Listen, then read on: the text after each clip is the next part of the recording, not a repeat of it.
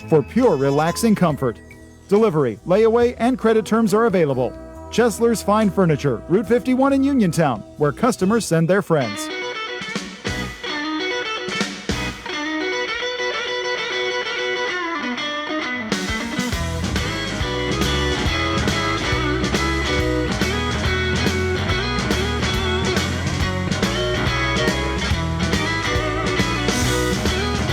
I heard him, that's for sure. Welcome to the Afternoon Drive Show. I'm Doug Saltzman. That's Jerome Shell helping out there. 73 degrees right now outside our Davis & Davis Attorneys at Law Studios. You know, once in a while you turn the mic on before you realize it, and here I am yelling into the mic. So welcome, folks. Glad to have you here. Beautiful day out there. 73 degrees right now outside our studios. We're with you till 8 o'clock tonight. Of course, Pirate season's over. So we're with you right up until 8 o'clock tonight. Same yesterday as well. Appreciate Jerome's help today. We're going to go right to the phones here. We got our first guest coming right out of the break, of course, our good friend, CBS News legal analyst, and, of course, longtime guest on the show here, Thane Rosenbaum. Thane, thanks for joining us today. How are you? Of course, Doug. I'm fine. How are you? Good, good. Wanted to talk to you about an issue that came up last week, of course. It's being overshadowed at this point, naturally, by what's going on from the government's shutdown standpoint, and we'll talk to Stacey Lynn about that later in the show. But an indictment of a former FBI director.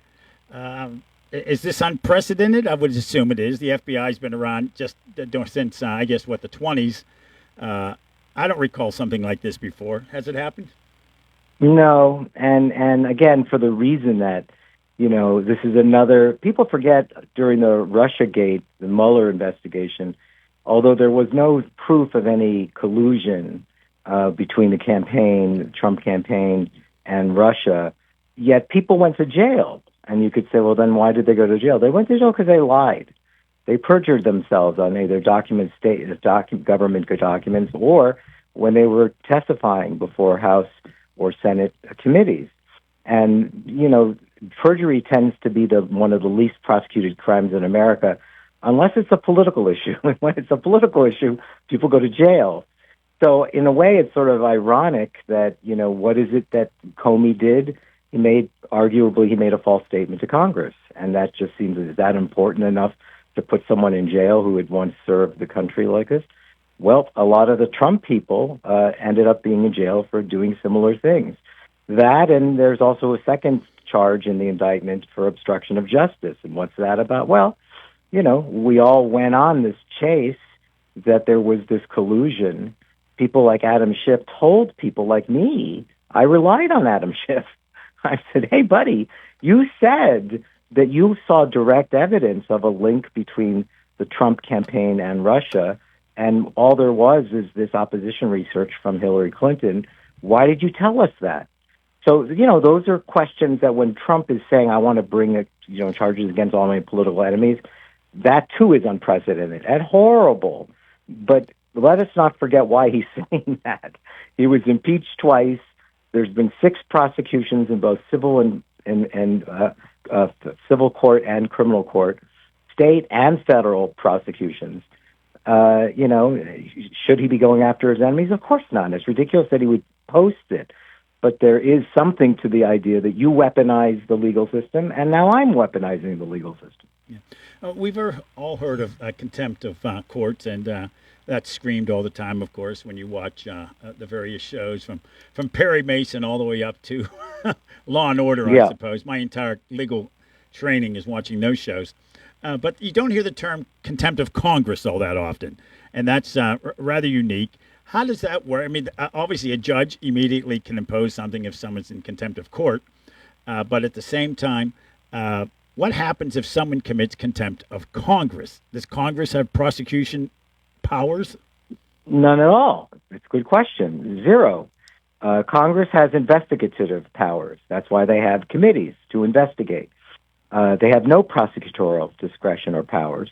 They simply turn to the Justice Department and say, we have just concluded this investigation, and we are asking you, please, to bring charges of the following things that we believe we were able to show you as a product of our investigation. You know where that happened? the January 6th committee, right? The January 6th committee, used videos and montage clips and put on a real show of its investigative authority, and then handed it over to a Justice Department that was unwilling to do anything about it. So contempt of Congress, we did see situations like Steve Bannon went to jail for essentially contempt of Congress. He refused to cooperate with those committees, and he ended up spending time in jail. And I think there was one other Trump either campaign person or official that there were three in total.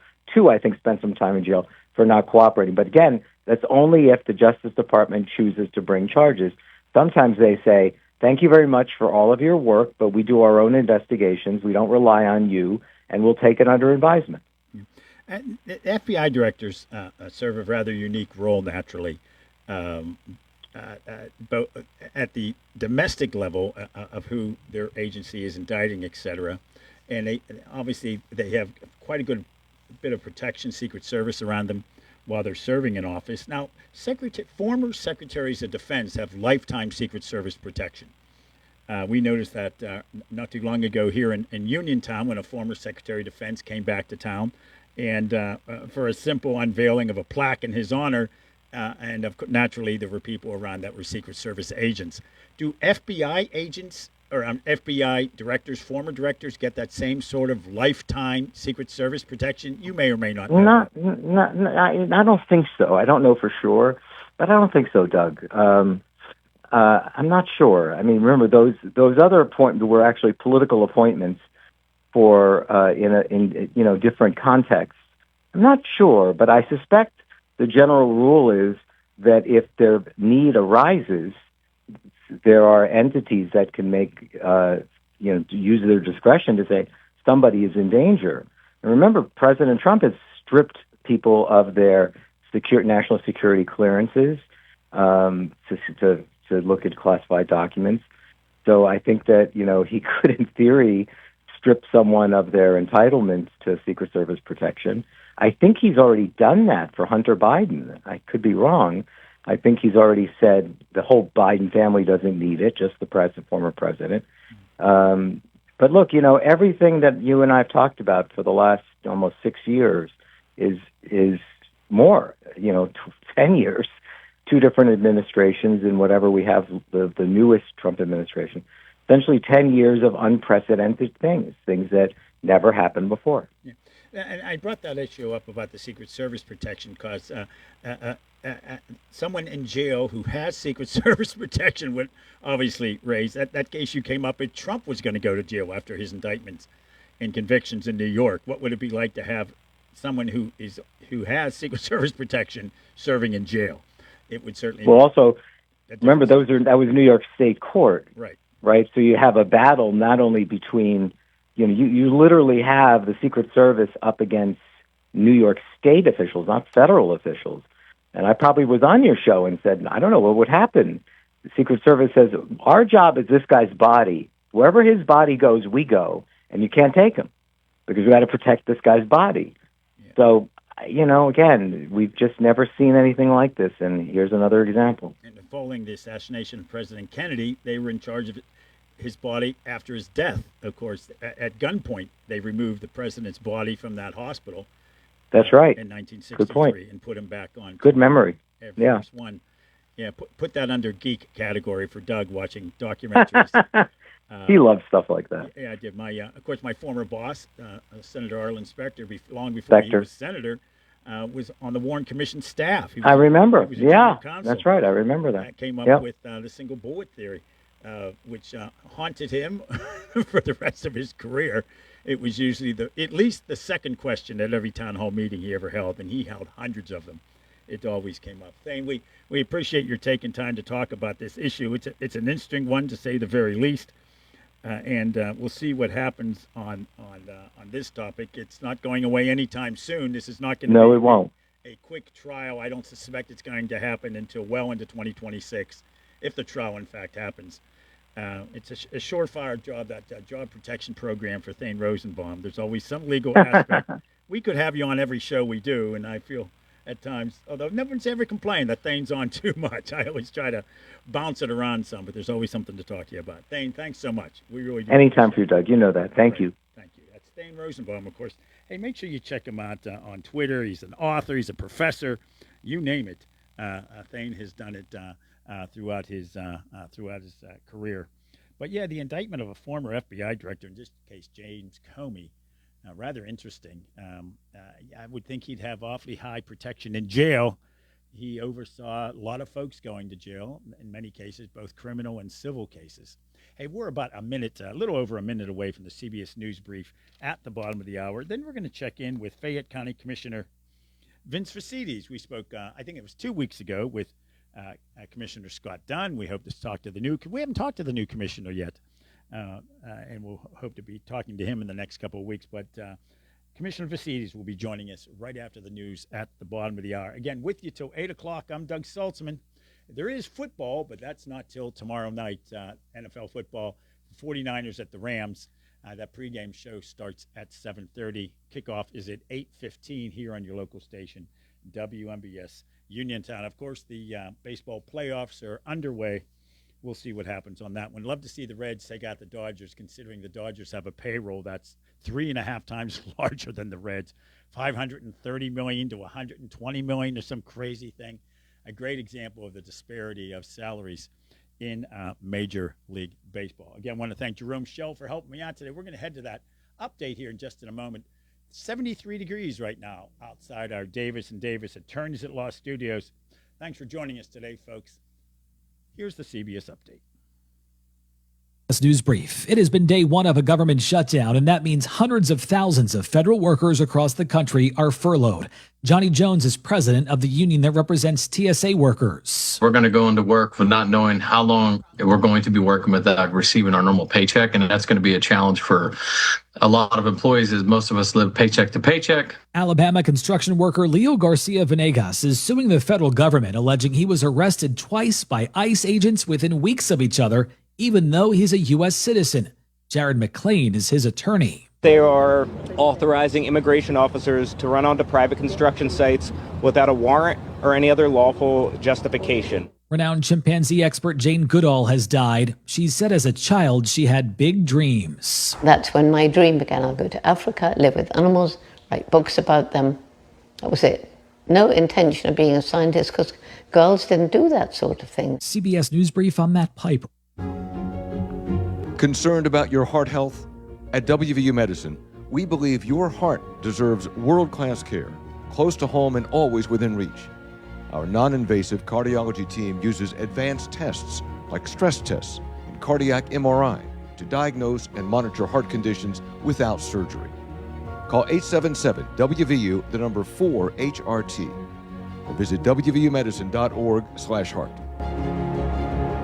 This is attorney Michael Mays of the Davis & Davis Law Firm. We have been helping injured people just like you recover millions of dollars for over 45 years. If you're hurt or injured, I want to meet you and make sure you get the money that you deserve. Call me at 724-437-2799 for your free consultation. The Davis & Davis Law Firm has been protecting our neighbors in Greene and Fayette counties for over 45 years. Go to davisanddavislaw.com or call 724-437-2799 for your free consultation. Just in time for the movie release of Wicked for Good, the State Theater Center for the Arts presents Good Witch, Bad Witch, The Broadway Witches, featuring two powerhouse vocalists, Ali Mazzi and Dee Rossioli, a past Elphaba and Glinda from the Broadway cast of Wicked, with stunning vocals and unforgettable performances. Good Witch, Bad Witch, The Broadway Witches, Sunday, November 23rd at 7 p.m. Get tickets online at statetheater.info or call 724-439-1360. Pick 3 season subscription packages still available. Route 21 Furniture, take the road to your perfect home.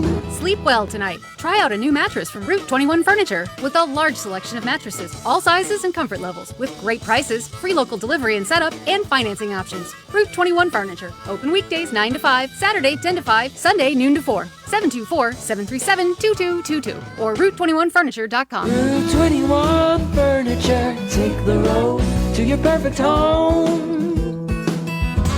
Warm weather means you'll be spending more time outside. So enjoy your deck or patio with retractable or fixed awnings from Lifetime Awnings. Made in the USA with manufacturer and customers guarantees, Lifetime Awnings products last. Lifetime Awnings is veteran-owned and operated with a 10% discount to all military veterans and their families. Call Lifetime Awnings 724-554-6067 or email John, the owner, at lifetimeawningsusa@gmail.com. Bad hair day? Bad day at the office? Bad day behind the wheel? Hey, stuff happens, even to the best of us. At least your car insurance rate doesn't have to take a hit. Get Erie Rate Lock from Erie Insurance. Gives you a great rate that stays put until you change a car, driver, or your address. Plus, seriously good service. Now that's something to smile about. Your Erie agent in Uniontown and Ross Traver Township is Sprowls Insurance Group, 724-437-9812, or go to sprowlsinsurance.com. Erie Rate Lock does not guarantee continued insurance coverage and is not available in all states. CareerLink is your one-stop resource for employment and training-related services. Visit CareerLink and you'll have access to many programs and agencies for assistance with economic, educational, and job-related needs. For more information on all the programs available to you, contact CareerLink at 724-434-JOBS. That's 724-434-JOBS.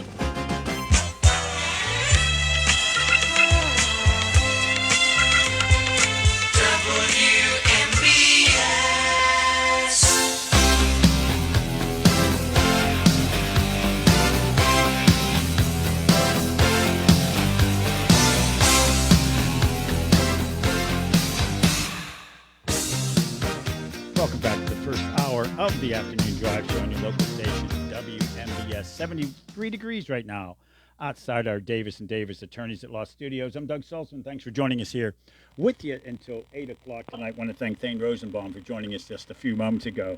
And joining us right now on the WVU Medicine Uniontown Hospital Talk Line, Fayette County Commissioner and Vice Chair of the Southwestern Pennsylvania Commission, Vince Fosseydes. Commissioner, how are you? Haven't talked to you in a bit. It's good to have you on the air.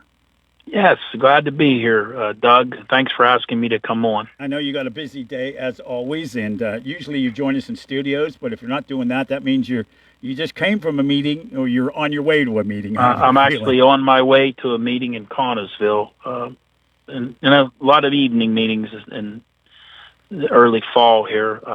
It's been quite busy. Probably year-round, I would think. I have a feeling. Commissioner schedules are...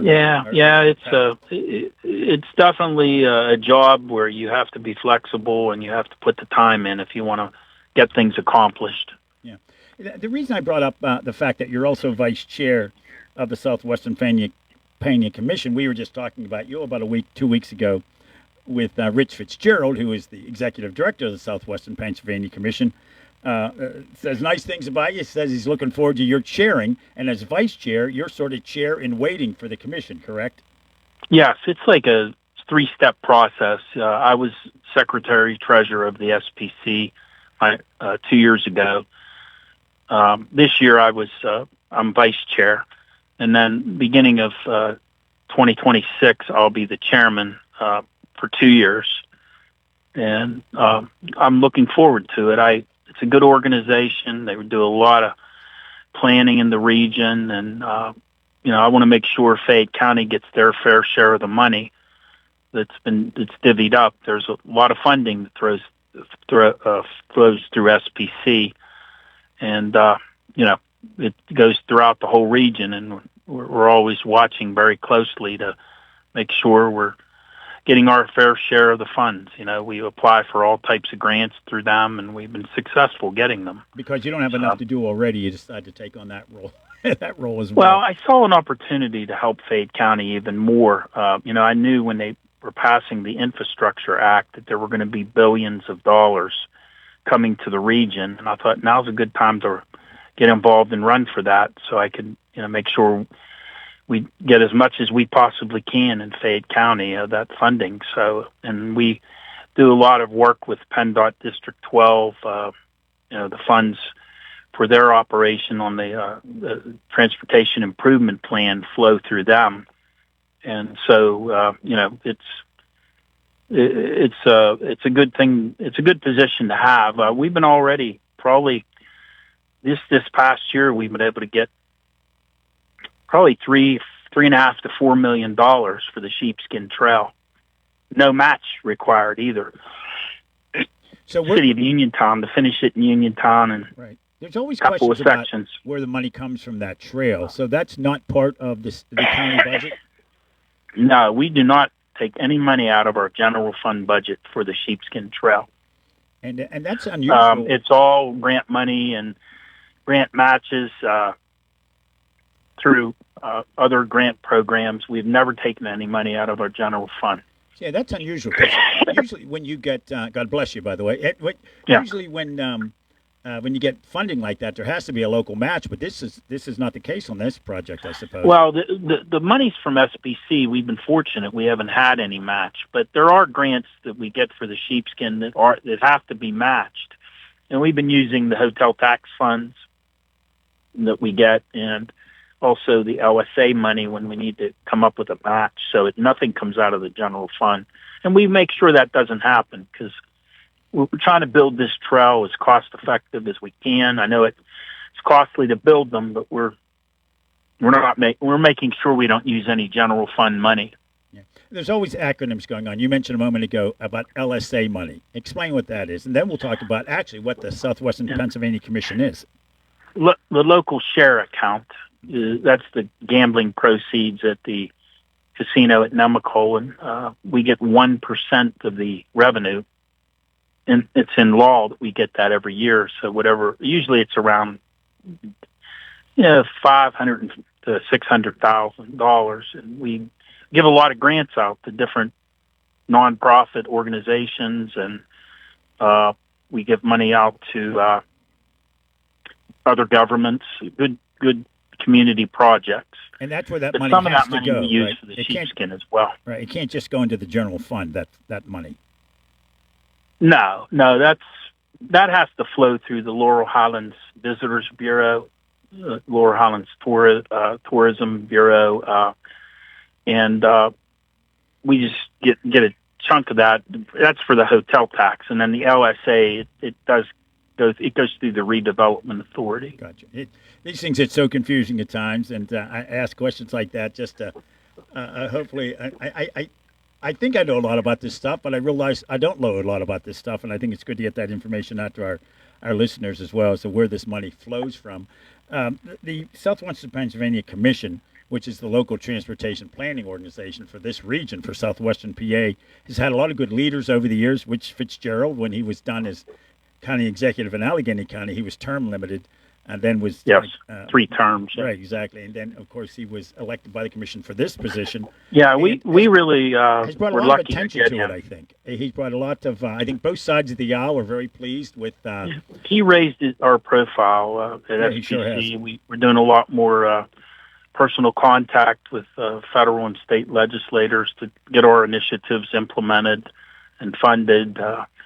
So he's taken us to the next level, and I'm looking forward to working with him in January as chairman. So he brings a lot of value to SPC. Yeah, as the Regional Transportation Planning Group, I guess it's sort of self-descriptive what the Southwestern Pennsylvania Commission does, but each region is part of one of these commissions, correct?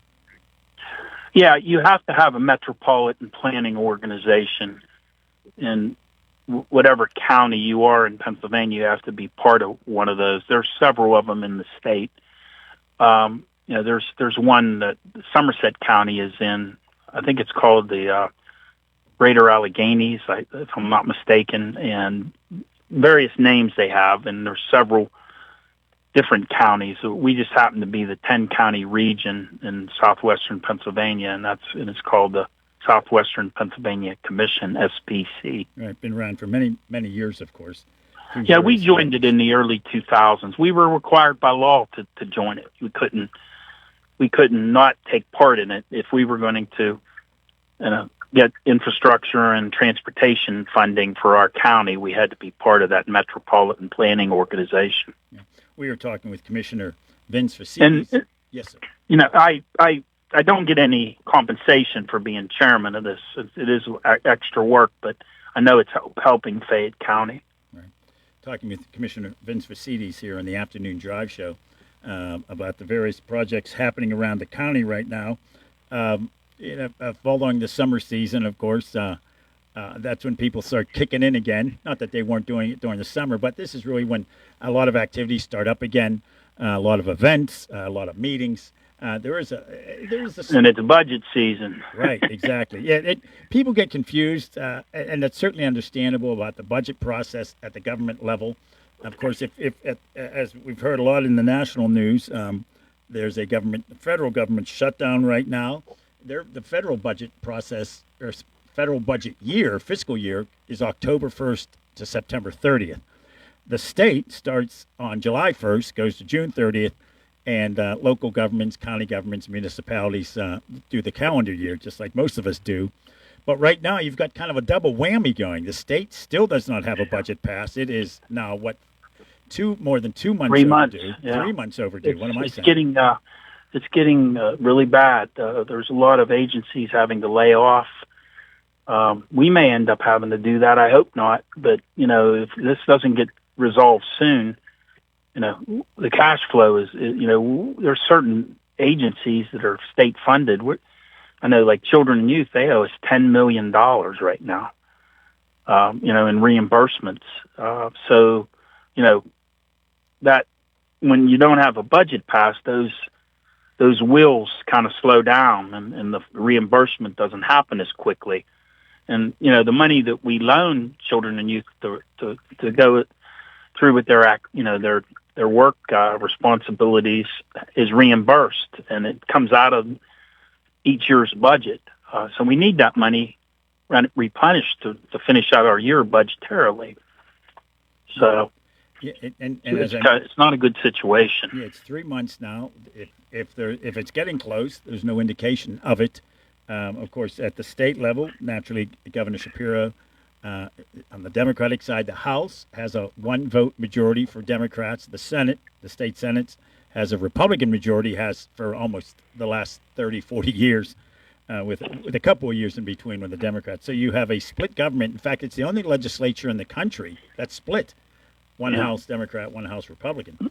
It's the only one in the country like that. And, of course, the budget negotiations go between the leadership on all four, what they call the caucuses, House, Senate, Ds, Rs, both sides in the governor's office. And those talks are always behind the scenes, behind closed doors, and long overdue. I remember back I think they have to sit down and hash out whatever's, the stumbling blocks are and get this thing resolved, because it's starting to hurt a lot of people. And the county commissioners, we voted, and we sent at our last meeting by resolution, and we sent a letter urging the state government, the legislature, and the governor to get this budget done, as soon as possible. Right. There's one thing in a county where you have multiple layers of employees and can shift funds around. It's a little tougher for smaller counties, no doubt. And now I'm wondering if the federal government shutdown is going to even make that complicates things as well. We were talking about that today in our budget meetings, the impact of not only not having a state budget, but now the federal government shutting down. That definitely has an impact, maybe not as much as the state, but indirectly it will have an impact. Yeah, difference at the federal level. Federal employees won't be getting paid. State employees are getting paid during a budget shutdown. A different situation, but we'll have to wait and see what becomes of that.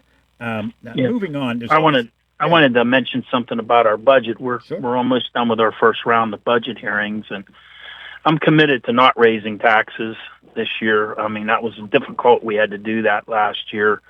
We had a couple of things that really hit us hard. One of them was that lawsuit that hung over the county's head for years, the Minchinsky lawsuit. We settled that, and we had court ordered to pay out $5 million, which we did not have any liability insurance in the 1980s long before I was commissioner. But we had to pay out $5 million in our general fund, and The other and that thing goes was back to the 80s, the 1980s. Yeah, I think it was 82 or in that range. I know at times I was in college at the time. Yeah, so was I. I know it's difficult to talk about stuff like that, and whether it's legal or not. But what was that case dealing with? Are you able just to give? It was a murder. The guy was convicted of murder, and he went to jail for 27 years. And he was. They found that some evidence was withheld, and in the district attorney's office, and they let him out of jail, and he sued us civilly for. He started out wanting $42 million. We were able to get it down as far as we could over the years, and ended up, the state paid $8 million, we paid $4 million, and we had to pay the attorney's fees. But that came right out of our general fund because we had no other, savings anywhere, and then we go budget year to budget year, and when we paid that out, over the course of time, that hit us hard, and that was that was a major part of why we had to raise taxes. The other part was our pension plan, and like around 2012 to 2015 was not funded at all for 4 years, and then our required contribution rose to $3 million over what it was before. It was $800,000. Now it's $3.8 million every year. So and now there's liability insurance. You say the county holds that. So if something like we've had liability insurance as long as I've been a commissioner, but back then they didn't have it.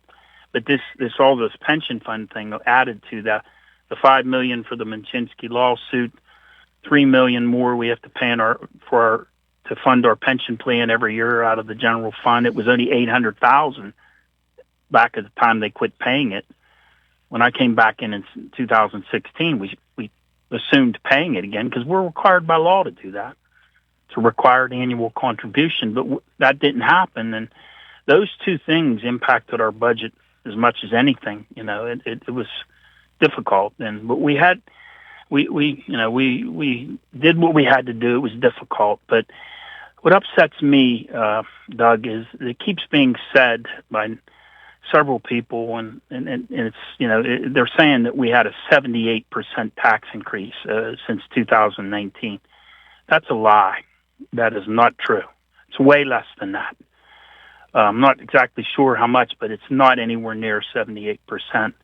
Our millage went from 5.51 to 8.46. That's not a 78% increase.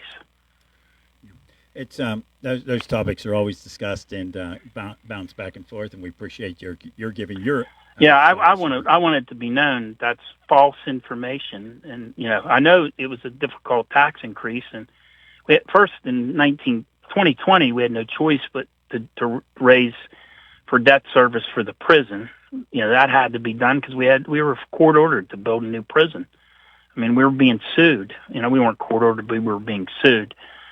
We were nearly being court ordered, and then 2025, 5 years later, we raised them because of those two things I identified were the main reason, in my opinion. Right. Yeah, and court-ordered prison. Ask Allegheny County now decades ago if they had rather done it on their own than being forced into that. The cost of that prison in Allegheny County was substantially higher because they were court-ordered to do it. And at that point, contractors, designers, they know they got you. And but Fayette County did it in advance of that. The last thing you want to do is force to build a prison. We got that accomplished, and it worked out well. We've got a very solid facility now, and it'll last many, many decades. But it had to be done because we would have paid a lot of damages if we didn't settle, the lawsuit and build the prison. It's a tough thing. It's never you put a new library or bridge or a highway. That's great. People say, what do you spend money on prison for? Just let them rot in prison. That's the classic old stereotype. But new prisons, I worked for an engineering firm. In fact, I worked for the one that designed the new prison. I didn't work for them at the time. They were doing that design. But I learned how much more efficient modern prisons are, and it's less expense to a county or a city or a state to have a modern prison compared to the old ones. They might look nice from the outside, but on the inside, those old prisons are nightmares to maintain. We had the oldest prison in Pennsylvania. There was we had to resolve that problem, and we did. And I like to point all this stuff out because when we did the tax increase, it's hard to get the word out anymore because we didn't really have any press coverage other than the video at the meeting. People didn't realize why we had to raise taxes. I mean, in 2020 it was the prison, and 2025 it was that lawsuit and the lack of funding for the pension plan, among other things. But those were the main things, in my opinion, that caused it, because that was $8 million of the deficit right there. $8 million at the local level is a lot of cash. At the federal level, and the $5 million from Minchinsky and $3 million that we had to pay extra for the pension plan. So, and now with that liability insurance, you won't have those issues. Obviously, well, we've had liability insurance during my whole tenure. We have our liability insurance with the County Commissioners Association of Pennsylvania, and we're in good shape there now. But back then we had none, and we had to pay the whole claim when it was settled. Right. Commissioner Vince Vasidis, we appreciate your joining us today. We're out of time. We've got to hit a hard break here, but thanks. We haven't talked to you. We try to talk to you about 3 or 4 times a year on the show, and we appreciate your joining us today. Hey, I appreciate the opportunity. And if you ask me to come back on, I'll be glad to do it. You got it. Thanks. Thanks so much. Bye-bye. Have a good one. We're going to take a break here, folks, and wrap up the first hour. It's the Afternoon Drive Show on your local station, WMBS, Uniontown. Businesses come in all shapes and sizes. Integrity doesn't. For more than a century, the Better Business Bureau has set the standards for how businesses should operate honestly and ethically. So when you're looking for a business you can trust, check to see who's BBB accredited and who isn't. Always choose the Better Business. Look for the BBB seal because it's looking out for you. That's why it's the sign of a better business. And find a better business anytime at bbb.org. Looking for a fireplace? Koval Building Supply at 40 Monroe Avenue in Uniontown is more than your plumbing supply store. We specialize in fireplaces of all fuel types, such as gas, wood, pellet, and electric. We're now featuring Harmon pellet stoves from Forge and Flame, perfect for keeping your family warm and cozy. Call Koval today at 724-437-8824 or visit kovalsupply.com to start planning for the winter season. Koval Building Supply, everything you need to make your house feel like home. Any day is a good day to shop at Reese Warehouse, where you will find your favorite brands of furniture, bedding, and appliances at great prices every day. Plus great service, such as delivery and setup in your home, and no-interest financing available for qualified buyers. Shop Monday through Friday, 9 until 6, and Saturday, 9 till 5. Reese Warehouse, the Superstore, Gans Woodbridge Road in Smithfield. And Reese Warehouse thanks you for choosing them as the 2024 Best in Fayette Appliance and Mattress Store. Shopping for replacement windows in Fayette County? Metropolitan Window Company elevates your shopping experience. John, Maggie, and Justin Schmutzer here from Metropolitan Window Company, a family-owned and operated window and door company for over 47 years. When you choose Metropolitan Window Company, you'll experience personalized knowledge, expertise, and professionalism from our first visit to your home until our craftsmen complete your installation. We're the window company that people want in their homes, and our exclusive Infinity by Marvin 100% fiberglass windows are the windows people love. They're built for life. They are the strongest, longest-lasting windows you can buy. We have a great selection of colors and finishes. We service the entire Fayette County area and will come to your home. Visit us at metropolitanwindows.com or give us a call at 412-655-8411. PA 1565. Did you know that you have a choice for your physical therapy provider?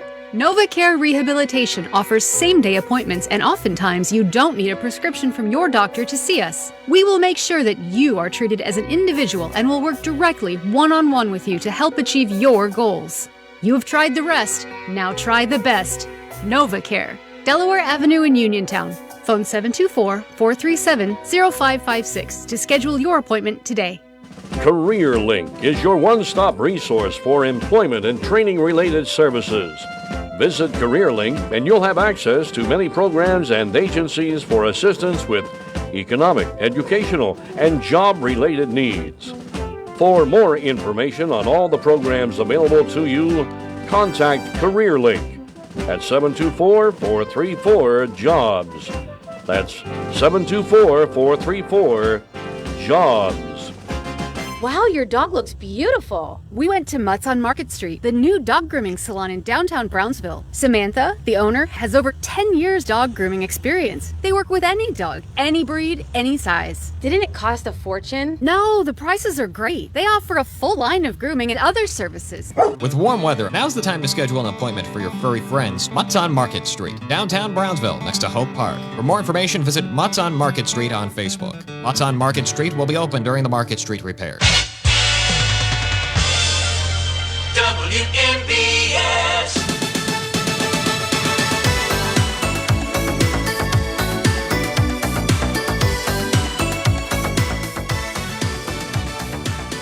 That's a wrap for the first hour of the afternoon drive show here on your local station, WNBS Uniontown. I'm Doug Saltzman. Thankfully, we got Jerome Shell here to keep me on the air. So we're with you till 8 o'clock tonight. 73 degrees right now outside our Davis & Davis Attorneys at Law Studios.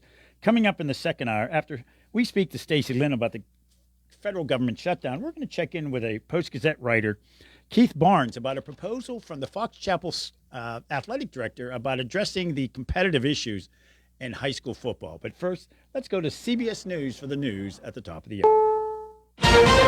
This is CBS News on the Hour, sponsored by O'Reilly Auto Parts.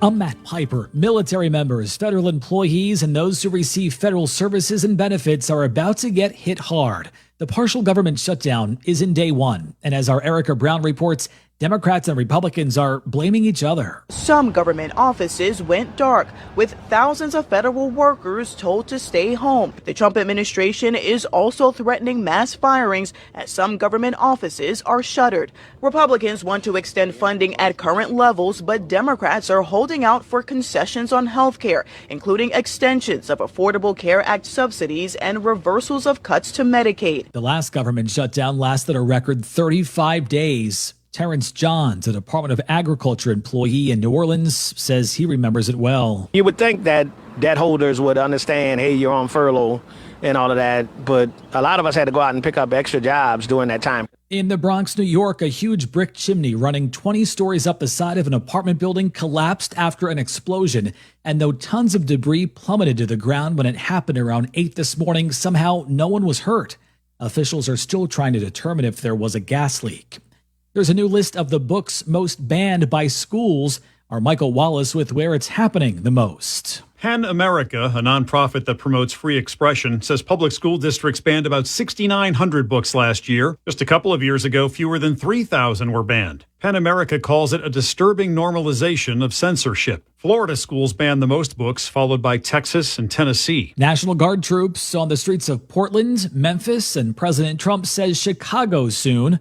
Our Nicole Valdez is in Memphis with what she's seeing. Now, we know that this federal task force was never meant to be just the National Guard and those boots on the ground, if you will. They are certainly said to be a part of this operation. They could be arriving here within the next 2 weeks, according to the Memphis police chief. But who we do see on the ground today are agencies, about 20 or so of them. And that includes the FBI, the ATF, the DEA. Forecasters say Hurricane Imelda is strengthening just as it's about to hit Bermuda. That storm, along with Hurricane Umberto, which is farther out in the Atlantic, are generating dangerous rip currents here in the U.S. Meteorologist Andrew Kozak. East Coast today and into the next couple of days, we still have some coastal flood watches and warnings. We also have advisories for some rough surf. Jane Goodall has died. Known for her work with animals and the environment, she was awarded the Presidential Medal of Freedom just in January by then President Joe Biden. Jane Goodall was 91. This is CBS News. Think O'Reilly Auto Parts for all your car care needs. Get the parts and service you need fast from the professional parts people at O'Reilly Auto Parts. Just in time for the movie release of Wicked for Good, the State Theater Center for the Arts presents Good Witch, Bad Witch, The Broadway Witches, featuring two powerhouse vocalists, Ali Mazzi and Dee Rossioli, a past Elphaba and Glinda from the Broadway cast of Wicked, with stunning vocals and unforgettable performances. Good Witch, Bad Witch, The Broadway Witches, Sunday, November 23rd at 7 p.m. Get tickets online at statetheater.info or call 724-439-1360. Pick 3 season subscription packages still available. Wow, your dog looks beautiful. We went to Mutt's on Market Street, the new dog grooming salon in downtown Brownsville. Samantha, the owner, has over 10 years dog grooming experience. They work with any dog, any breed, any size. Didn't it cost a fortune? No, the prices are great. They offer a full line of grooming and other services. With warm weather, now's the time to schedule an appointment for your furry friends. Mutt's on Market Street, downtown Brownsville, next to Hope Park. For more information, visit Mutt's on Market Street on Facebook. Mutt's on Market Street will be open during the Market Street repairs. Select models only.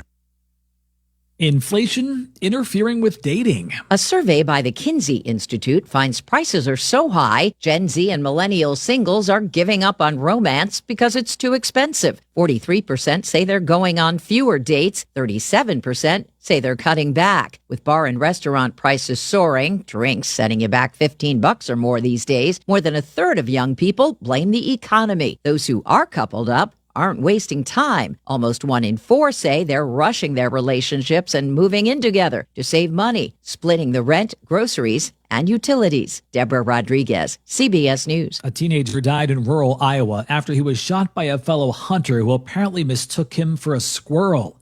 17-year-old Carson Ryan was hunting squirrels outside Iowa City when gunfire from someone in his group struck him in the back of the head. His death is currently under investigation by the Iowa Department of Natural Resources. Matt Piper, CBS News. The IRS finally caught up with Louie. I hadn't paid my... The local district and statewide news is being brought to you by Fayette Area Coordinated Transportation, striving harder to get you farther. For more information, call 724-628-RIDE. And now to the news. Good evening. It's 5 minutes after the hour from the Davis & Davis Attorneys at Law Studios, helping those who are injured for over 40 years. Your local station, 590 AM, 101.1 FM, WMBS. I'm TJ DeStefano, sports and weather to follow the news. The fate of the 48-year-old Cole and Koch Heritage Center and its 8,000 artifacts and extensive exhibits located in the basement of the library at Penn State Fayette is unknown due to the scheduled closing of the school at the end of the 2026-27 academic year. A committee of 5 university officials is compiling a list of potential sites for the Heritage Center, but there's no deadline for making that decision. They want the Cole and Koch Heritage Center to remain in the area. If the school is sold to another educational institution, it could remain on the campus. State police have released information about a fatal motorcycle crash last month in Sewickley Township, Westmoreland County. 52-year-old Matthew Cathers was riding a Harley-Davidson Sportster on Lober Road around 5:30 p.m. on September 18th when it left the road and hit a guide rail. The motorcycle continued on Lober and hit a second guide rail near the Irwin-Hermione Road intersection. Cathers had serious injuries and was taken by medical helicopter to UPMC Presbyterian. He died Saturday as a result of the injuries from the crash. Giant Eagle is lowering the prices of more than 300 key grocery staples. The grocery store chain says this is part of its new seasonal pricing initiative that's intended to provide customers with immediate relief from inflation. Shoppers will see the lower prices starting tomorrow. The program remains in effect through the end of the year. Items that will have their prices reduced or held are the more than 300 most frequently purchased products. That includes eggs, shredded cheese, 80/20 ground beef, Cheerios, tomatoes, bacon, potatoes, apples, canned beans, and frozen vegetables. Pennsylvania U.S. Senator John Fetterman says finger pointing won't end the government shutdown. Fetterman said Tuesday that it doesn't matter who is responsible. Both sides must come together to make a deal. The federal government shut down shortly after midnight after Congress failed to approve a new spending bill. Tens of thousands of federal workers will be furloughed as a result. Sports and weather are next here on WMBS. Take the fact. Need to get to work? Run errands? See a doctor? Fact connects Fayette County. Ride our convenient routes through Uniontown, Connellsville, Brownsville, even to Pittsburgh. Seniors 65 and older ride free on fixed routes. People with disabilities get big savings, and Medicaid recipients can ride to medical appointments at no cost through our shared ride and paratransit services. Find out if you qualify today. Call 724-628-RIDE or visit factbus.com. Fact, Your ride, your independence. In sports, the Penguins, they visit the Buffalo Sabres tonight in preseason hockey. Face-off is at 7 o'clock. The regular season will get underway this coming Tuesday. Week 5 of the NFL will get underway tomorrow night with Thursday night football as the San Francisco 49ers will visit the LA Rams. We'll have the game on WMBS. The pregame is at 7:30 with kickoff at 8:15. Weather-wise, we'll have clear skies and 48 tonight. Mostly sunny tomorrow. The high will be 75. Partly cloudy on Friday, 77. Sunshine Saturday and Sunday, 80 on Saturday, 81 on Sunday. That was the local district and statewide news from the Davis & Davis Attorneys at Law Studios on this Wednesday, the first day of October. I'm TJ DeStefano. The Afternoon Drive Show with Doug Saltzman continues next here on WMBS. The local district and statewide news has been a service of FACT, Fayette Area Coordinated Transportation, striving harder to get you farther. Phone 724-628-RIDE for routes, rates, and schedules. 724-628-RIDE for FACT. Shopping for replacement windows in Fayette County? Metropolitan Window Company elevates your shopping experience. John, Maggie, and Justin Schmutzer here from Metropolitan Window Company, a family-owned and operated window and door company for over 47 years. When you choose Metropolitan Window Company, you'll experience personalized knowledge, expertise, and professionalism from our first visit to your home until our craftsmen complete your installation. We're the window company that people want in their homes, and our exclusive Infinity by Marvin 100% fiberglass windows are the windows people love. They're built for life. They are the strongest, longest-lasting windows you can buy. We have a great selection of colors and finishes. We service the entire Fayette County area and will come to your home.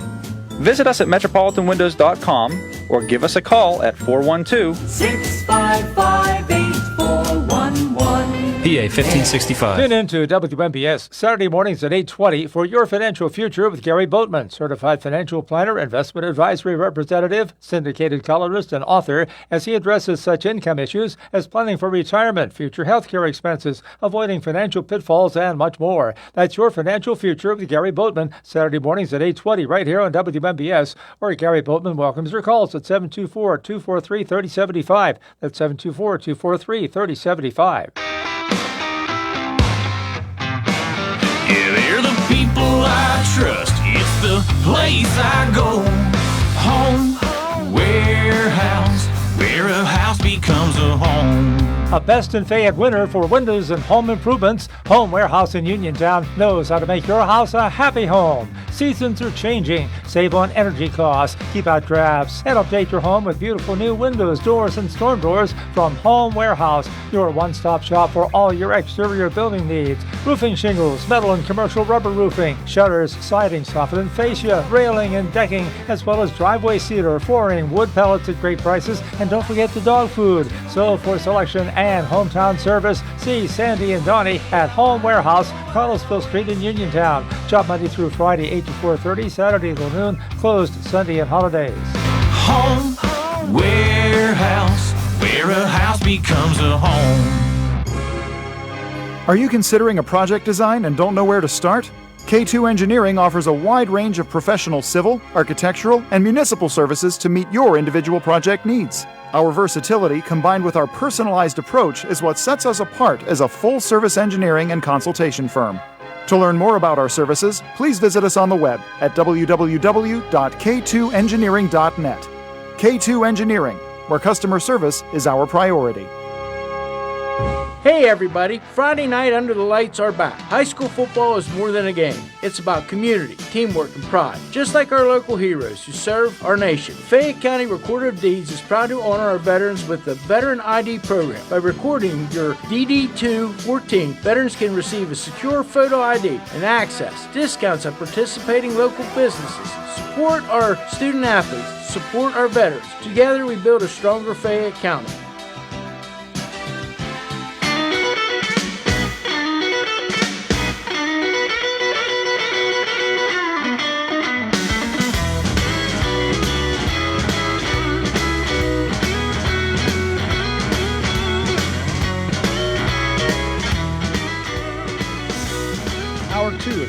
Drive show on your local station, WMBS Uniontown. I'm Doug Saltzman, Jerome Shaw producing the show tonight. 73 degrees still outside our Davis & Davis Attorneys at Law studios. With you till 8 o'clock tonight. Had a real variety of guests coming up here. We'll go through all those with you in a moment. Actually, let's take a look here. 71 degrees. I want to get technical here. 71 degrees outside our studios here. Coming up, in about 5-7 minutes on our WVU Medicine Uniontown Hospital talk line, we're going to check in with Stacy Lynn from CBS News, talk about, of course, what else, the federal government shutdown. We'll get the take on that. We spoke earlier in the show with Commissioner Vince Fossides. Of course, we don't have a state government shutdown, but we don't have a state budget. State workers are getting paid, but that money's not coming out to local governments, regional governments, counties, municipalities, you name it. And that is now officially 3 months overdue. State budget is to kick in each fiscal year on July 1st. Kind of odd people get confused about that. It's understandable. State budget starts July 1st, federal October 1st, and everybody else, of course, does a calendar year budget. Families, municipal governments, et cetera, all start on January 1st. They use the calendar year. So we're going to check in with Stacy Lynn to get the latest on that out of Washington. This is interesting. There was an article I just read in today's Pittsburgh Post-Gazette. A proposal has come forward from the athletic director for Fox Chapel School District. When you hear that scores on Friday nights, and of course we hear a lot of high school football here on WMBS. Of course, Friday night we'll have another C. Harper Auto Group High School Sports Night. Laurel Highlands at Ringgold, that'll be on radio and video. Then California at Carmichael's, that'll be video only. The Sprouse Insurance Group pregame show kicks off at 7, and then the Trib scoreboard show will follow afterwards. But when you hear those scores every week, man, there's a lot of lopsided scores, 43-5 and 55-10. And there's questions about the competitive balance in WPIAL football. And beyond that, the safety of it, frankly. When you think about, you've got D1 prospects playing against JV at times. So there's been a lot of debate about this. Fox Chapel's athletic director, Mike O'Brien, has indicated he thinks he's come up with a solution, one that's been he has been peddling, I should say, to the WPIAL for 2 years. The plan would use, it's interesting, a combination of competitive balance system, geographic location, roster size, and of course that would radically alter the current conference classification system as reported. And we're going to be checking in with that reporter, Keith Barnes, who's the Post-Gazette high school sports writer and coordinator. We'll get his report on this. It's interesting here. Here's a quote from Uniontown coach Tim Bukowski. It says, "It's going to take another year or two for us to be competitive, and it's definitely been discussed." And again, that's from Uniontown coach Tim Bukowski. Going back into the WPIAL makes sense because it creates a lot more excitement for the kids to come out. And, of course, they come out for football. And you have a successful high school program, you got to start it early, of course. You want to start it with the younger kids playing Pop Warner and the rest of football at that level. But right now, of course, there used to be 4 levels, single way through quad A. Now it goes up to 6A, although the 6A, and Jerome will correct me on this if I'm wrong, I think there's only 6 teams in 6A. So their playoffs are obviously a lot quicker, and they just tried to balance it out. And right now it's based entirely on the size of, I guess it's the junior class going into the next year, and it's student population size, even though some schools do play up, and the WPIAL has required that when they're so overwhelming in their division, it wouldn't be fair. But again, we still have these blowout teams. You have teams. We've got linemen that are 100 pounds heavier than the linemen they're going up against on the other team. So it'll be rather interesting. And next week, we hope to talk to Mike O'Brien. Of course, he is the athletic director at Fox Chapel. Of course, he's the one that came up with this proposal. So we'll check in with him. But first, Keith Barnes will join us at the bottom of the hour to talk about this. Because you want to see competition and good competition in high school sports. And football is naturally one of the toughest when you've got you're going to have guys coming out of high school playing Division I. Obviously, there's been a lot of WPIAL players who got on to the pros as well. So, yes, I think it's important. It's really leveling the playing field to make sure it's fair, make sure it's safe. You don't want to see these lopsided scores, and you don't want to see kids getting hurt because they're literally going up against. And I think most coaches, at least I say most, not all, try to play fairly. In fact, it was just recently, and we'll talk about this with Keith Barnes as well. Baldwin High School's athletic director sent a letter to his upcoming competition saying, would you consider putting in your JV folks? Would you consider running a running clock the entire game? Usually, make that decision in the second half if there's a significant lead. I think it's 35 points. But Baldwin has struggled so much over the years, and they're one of the bigger schools. They've always been Quad A back in the day. Now I believe they're 5A. And they play down sometimes. They'll play lower teams. I know they played TJ earlier this year and lost. TJ's a 4A team. Some people always say, TJ should play higher. We always heard that. My kids went to TJ. My 4 daughters, obviously none of them playing football. But coming up here in just a moment, we're going to check in with Stacy Lynn and talk to her about the latest from the federal government shutdown standpoint. And then we'll also get you an update on that forecast as well. Nice night. Boy, the sun's going down earlier and earlier. I hate this time of year. Of course, the days get shorter and shorter up until the first day of winter, the winter solstice, and then the days get about a minute longer each day from a sun standpoint. But, you hate to see the sun going down this early. But it's fall, and it looks like we're getting back to some normal temperatures for this time. It's been milder than normal lately, and we'll have to wait and see. But I think we're looking at a good fall, and we'll see what happens this winter. We've had slow winters the last few years when it comes to naturally when it comes to snow. And joining us right now on the WVU Medicine Uniontown Hospital talk line, joining us live from Washington, is CBS reporter, anchor, correspondent Stacy Lynn. Stacy, thanks for joining us today. Federal government. You're welcome. Hey, Doug. Good to talk to you. Federal government shutdown kicked in at midnight. Any indication as to a time frame at this point? Both sides are pointing fingers. Naturally, that's not unusual, is it? No, not at all. Unexpected, of course. It looks like we could see the next vote coming in sometime on Friday afternoon. That's what we're hearing at least. We know for now that a lot of the senators are gone. They've departed Capitol Hill for the day following the votes today. They're not going to be there tomorrow because of the Jewish holiday. So the next votes we're hearing are going to be around 1:30 p.m. on Friday afternoon, and they could continue into the weekend. Yeah, it varies. Back in my days working at the U.S. Senate and the U.S. House, sometimes they had a 48-hour notice or even less to get back to the Capitol. That's not hard if you're east of the Mississippi, but if you're out west, it's a little tougher to get back to D.C. in time for a vote. Right, that is absolutely true. Yeah, of course, a lot of them with young families live in the D.C. area and have homes there as well. But we had a county commissioner on earlier here talking about the issues with county finances because this Pennsylvania state budget's 3 months late. A little different at the state level. The state employees are still paid. They work and still get paid, but the money's not trickling down to local governments. And now compound this onto it, and he said, who knows what could happen. So the impact isn't just at the federal level, but it's at all levels, I suppose, correct? Yeah, it is as well. I mean, and I know a lot of people look at this and they say, all these federal workers in D.C., it is people across the country, and millions of people won't get paid during the shutdown.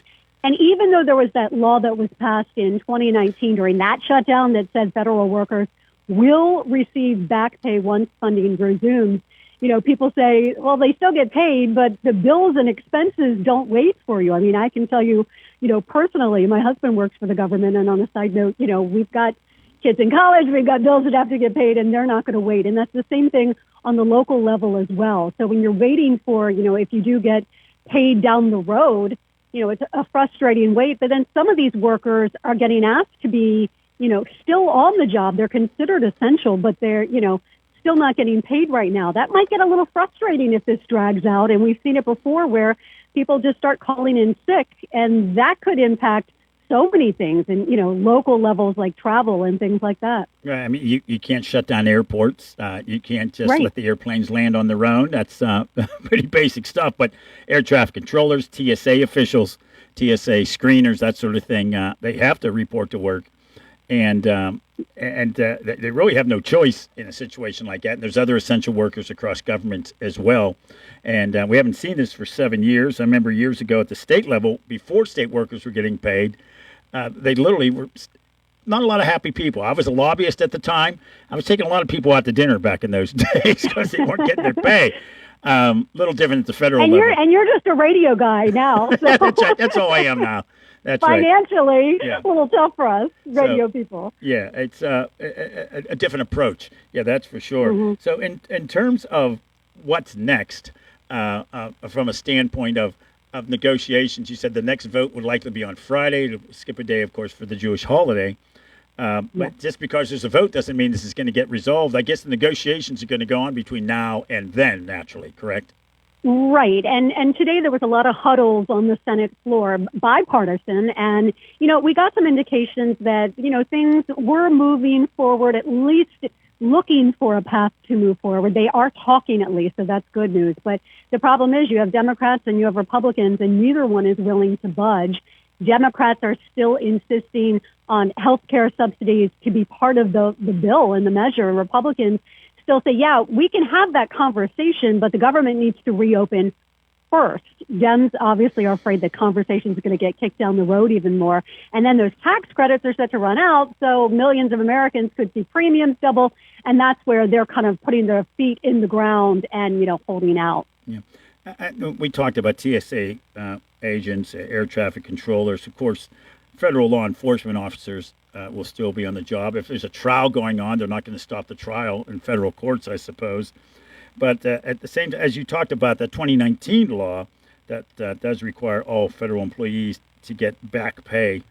How does this affect the military, for instance? What's happening here? Obviously, they're not bringing soldiers home from overseas. They're going to stay on the job. Right. Military workers still stay on the job, but their pays could be delayed a lot as well. And, just like you said, a lot of these people that are overseas are relying on that money. Some are sending money home to families that might be still here. And it's up in the air. They still don't know. SBA, small business loans, programs like SNAP, food assistance, even things such as national parks and museums. I guess they'll stay partially open, but it's not clear how long, I suppose, correct? Right, partially open. And, you're talking about the national parks, when they cut back on people that are manning them, which they already have had to cut back on because of the cuts, there's less security through the parks. There's less people cleaning up, the bathrooms and the trash and things like that. So they're kind of giving you this forewarning that while they are still open, things might be a little bit more limited than you're used to because of the cuts. Yeah, management might kick in more at this point when other workers, obviously, they're not getting paid. They're not required to be at work. Is there a union issue? I knew that came up at one point when management was doing rank and file jobs during a shutdown. There was a complaint from union saying, oh, wait a minute, that's our job, even though we're not working. Have you heard anything about that issue? I haven't, but that's really valid, and I'm sure that we're going to see that coming up in the next few days. And if this kicks into, weeks, then we'll probably be hearing that much more, of course. Yeah. Immigration is a nonstop issue. Immigration, border control, border protection officers, I assume they fall under the essential list, correct? They do, essential. And I did hear, the National Guard troops that the president has been sending to certain states, they kind of fall under this essential too, but a lot of them are going to be asked to stay on without getting paid. And they're, for a lot of them being stationed in other cities right now. Yeah. Now, we have this is an older population in our region here. Social Security, SSI payments, Medicare, Medicaid, veterans benefits, are they affected? No. Social Security, Medicare, Medicaid, they will continue to be distributed. But it is important to note that there could be slowdowns to the process because people in those agencies could be cut back on. They are, threatening these layoffs, kind of holding that over the Democrats' head, saying, there's going to be layoffs. The president yesterday even said, while he was at Quantico doing his remarks, he made mention of cuts to layoffs for Democrats. And he was asked point blank, I'm sorry, not him, but Vice President Vance was asked point blank today when he was at the White House press briefing if there were going to be, politically motivated, who's going to get laid off from these agencies. And while he didn't fully answer the question that was at hand, whether they just would be aimed at Democrats and not Republicans as well, that's kind of scary right now. That's scary. And these institutes that people are depending on these checks could be slowed. They will come, but might not be on the time frame that they need them. Yeah, I read that the IRS will still be processing, but the payments might be a little slower than normal. Exactly. And speaking of other services, the last question for Stacy Lynn, mail delivery. Is that affected? Mail delivery continues. Nope, that is not affected at all. It gets sort of a separate quasi-government agency, self-funded, so that would not be affected. Stacy, I'm sure it's been a busy day for you.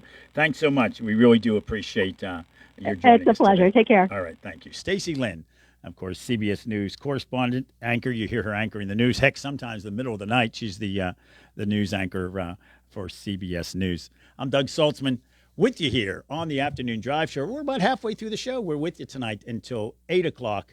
Right now, nice night out there. Clear night, 71 degrees outside our Davis & Davis Attorneys at Law Studios. As I mentioned earlier, an interesting topic we're going to discuss coming up. Maybe Jerome will join us in studio for a discussion with Post-Gazette high school sports reporter and coordinator Keith Barnes, a proposal to really change the competitive balance in high school sports, particularly as it relates to football.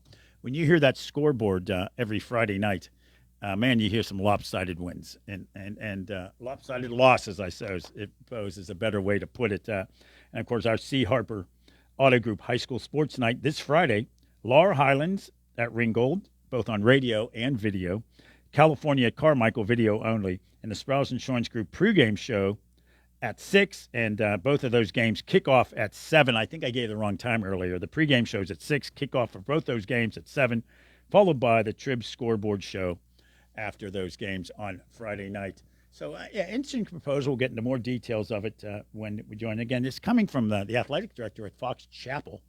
Not a poor school district, obviously, but wealthy school districts does not automatically mean better competition, I suppose. And right now there are 6 levels, and we'll get that coming up here. As I mentioned a moment ago, 71 degrees right now outside our Davis & Davis Attorneys at Law Studios. Let's take a quick look at that forecast.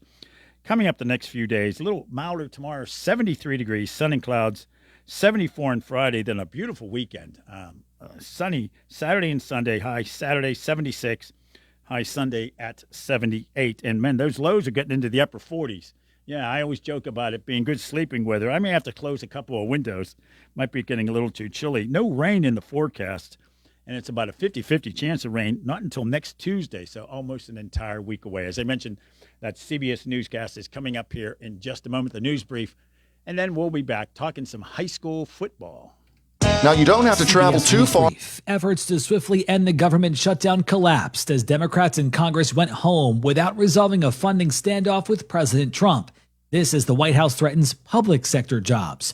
Johnny Jones is president of the union representing thousands of TSA union members. I hope they would keep in mind, our elected officials, on both sides of the aisle, that we have people that are in these federal jobs helping to make America run. Hurricanes way offshore mean high surf advisories for the East Coast. Correspondent Jim Krasula. High surf advisories are posted for the East Coast from South Florida to the North Carolina-Virginia border. At least 6 unoccupied houses have collapsed into the ocean the past 2 days at the southern end of North Carolina's Outer Banks. Jane Goodall has died. The conservationalist helped shape the world's knowledge of chimpanzees. This planet, it doesn't have infinite natural resources. So what's going to happen if we carry on with business as usual? CBS News Brief. Don't have to travel too far for medical marijuana products. Go to Local Leaf in Scottdale for a wide variety of locally grown and locally sourced products, plus your questions answered on medical marijuana, qualifying medical conditions, or how to register for your medical card. Local Leaf by PHG off Route 119 in Scottdale, 412-417-4964. Online at localleafpa.com. Local Leaf, your medical marijuana dispensary with locally grown and locally sourced products in Scottdale. Looking for a new spot for a night out? Then check out Shindig's Bar and Grill in Uniontown, located in Oliver Square. With regular live entertainment and themed events, and offering 6 diamond pool tables and 3 dartboards, Shindig's is the place to be. Enjoy daily specials, including Tuesday wing night, Friday's Cajun chicken Alfredo, and Saturday's incredible crab leg dinner. And stick around for karaoke nights, live music, and so much more. Follow them on Facebook at Shindig's with a Z Bar and Grill. Shindig's, your hootenanny hotspot.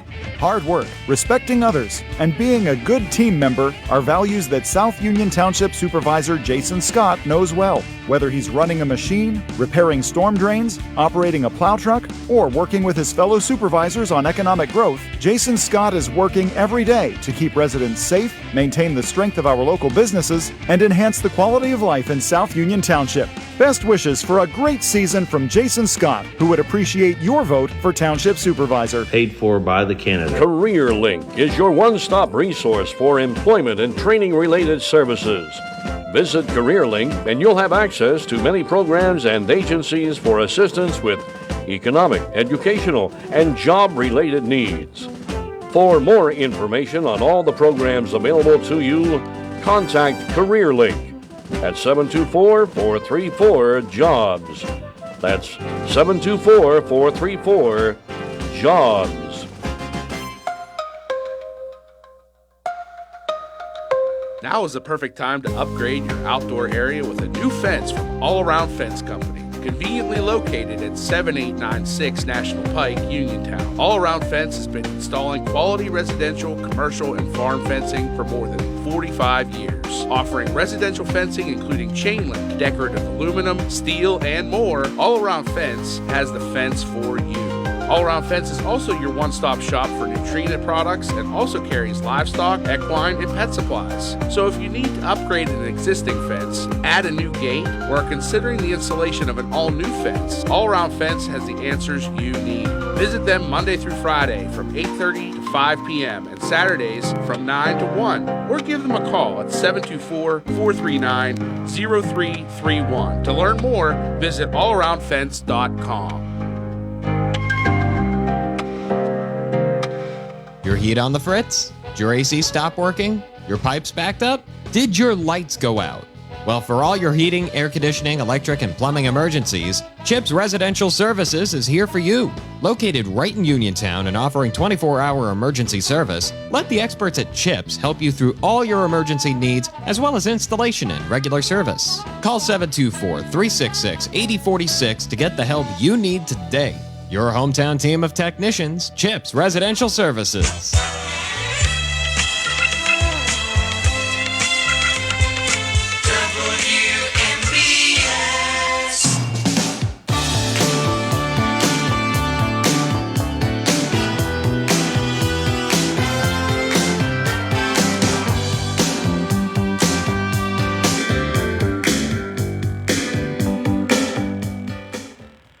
It's the third half. I always joke, third half of the afternoon drive show here on your local station, WMBS. I'm Doug Saltzman, Jerome Shell producing the show tonight. We're with you till 8 o'clock, going an extended hour, so the late version of the afternoon drive show here on it's a beautiful Wednesday night out there. 70 degrees right now outside our Davis & Davis Attorneys at Law Studios. As I've been teasing, as we say in the biz, a proposal came forth to sort of address the competitive balance or perhaps competitive non-balance, especially when it comes to high school football in the Western Pennsylvania Interscholastic Athletic League, better known as the WIPIAL.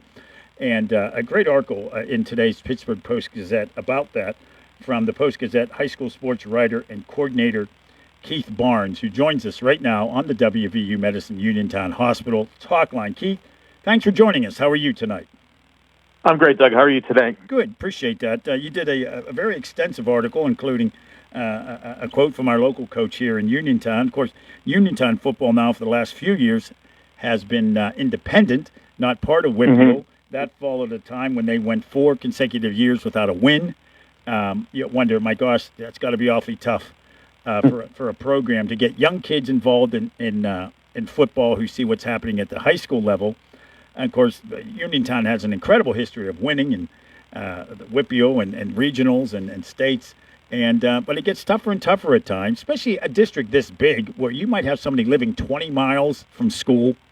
So, when I used to drive my kids back and forth to practice, we had about a 10-minute drive. It was about 3 miles. But if you're taking your kid to practice, you're 20 miles from the school, then you got to go back home, then come back. You're talking 80 miles, 2-mile round trip. It affects everything in the high school, not just sports, but the drama club, the choir, you name it, yearbook committee. But this proposal addresses the problem, and we always hear these scores on Friday nights 55-2 or 55-7 or just these lopsided scores from teams that are in the same divisions or even playing lower. But this proposal seeks to address that, and it comes from the Fox Chapel Athletic Director, Mike O'Brien, correct? Yes. Yeah. Give us some idea of what he's hoping to do with this. And he's been pushing this now for a couple of years, hasn't he? Yeah, as far as I know, this is the third draft of this proposal that he's pitched it to the WPL a couple of times before. And what it basically does is it weights teams according to classification, wins, strength of wins, and things of that nature. So say a Class 3A team beats a Class 6A team, they get X number of points. And it all goes into a point system where the teams are then rated. And one of the things that they also include, which I found interesting, was they rate roster size. Now, it goes into what is called the Modified Harbin Computer Point System. And several other places use this, including Ohio, and I believe the Philadelphia area uses it as well. And what it does is it puts these teams into weighted, I won't say classifications, because your classifications don't change because of the PIAA.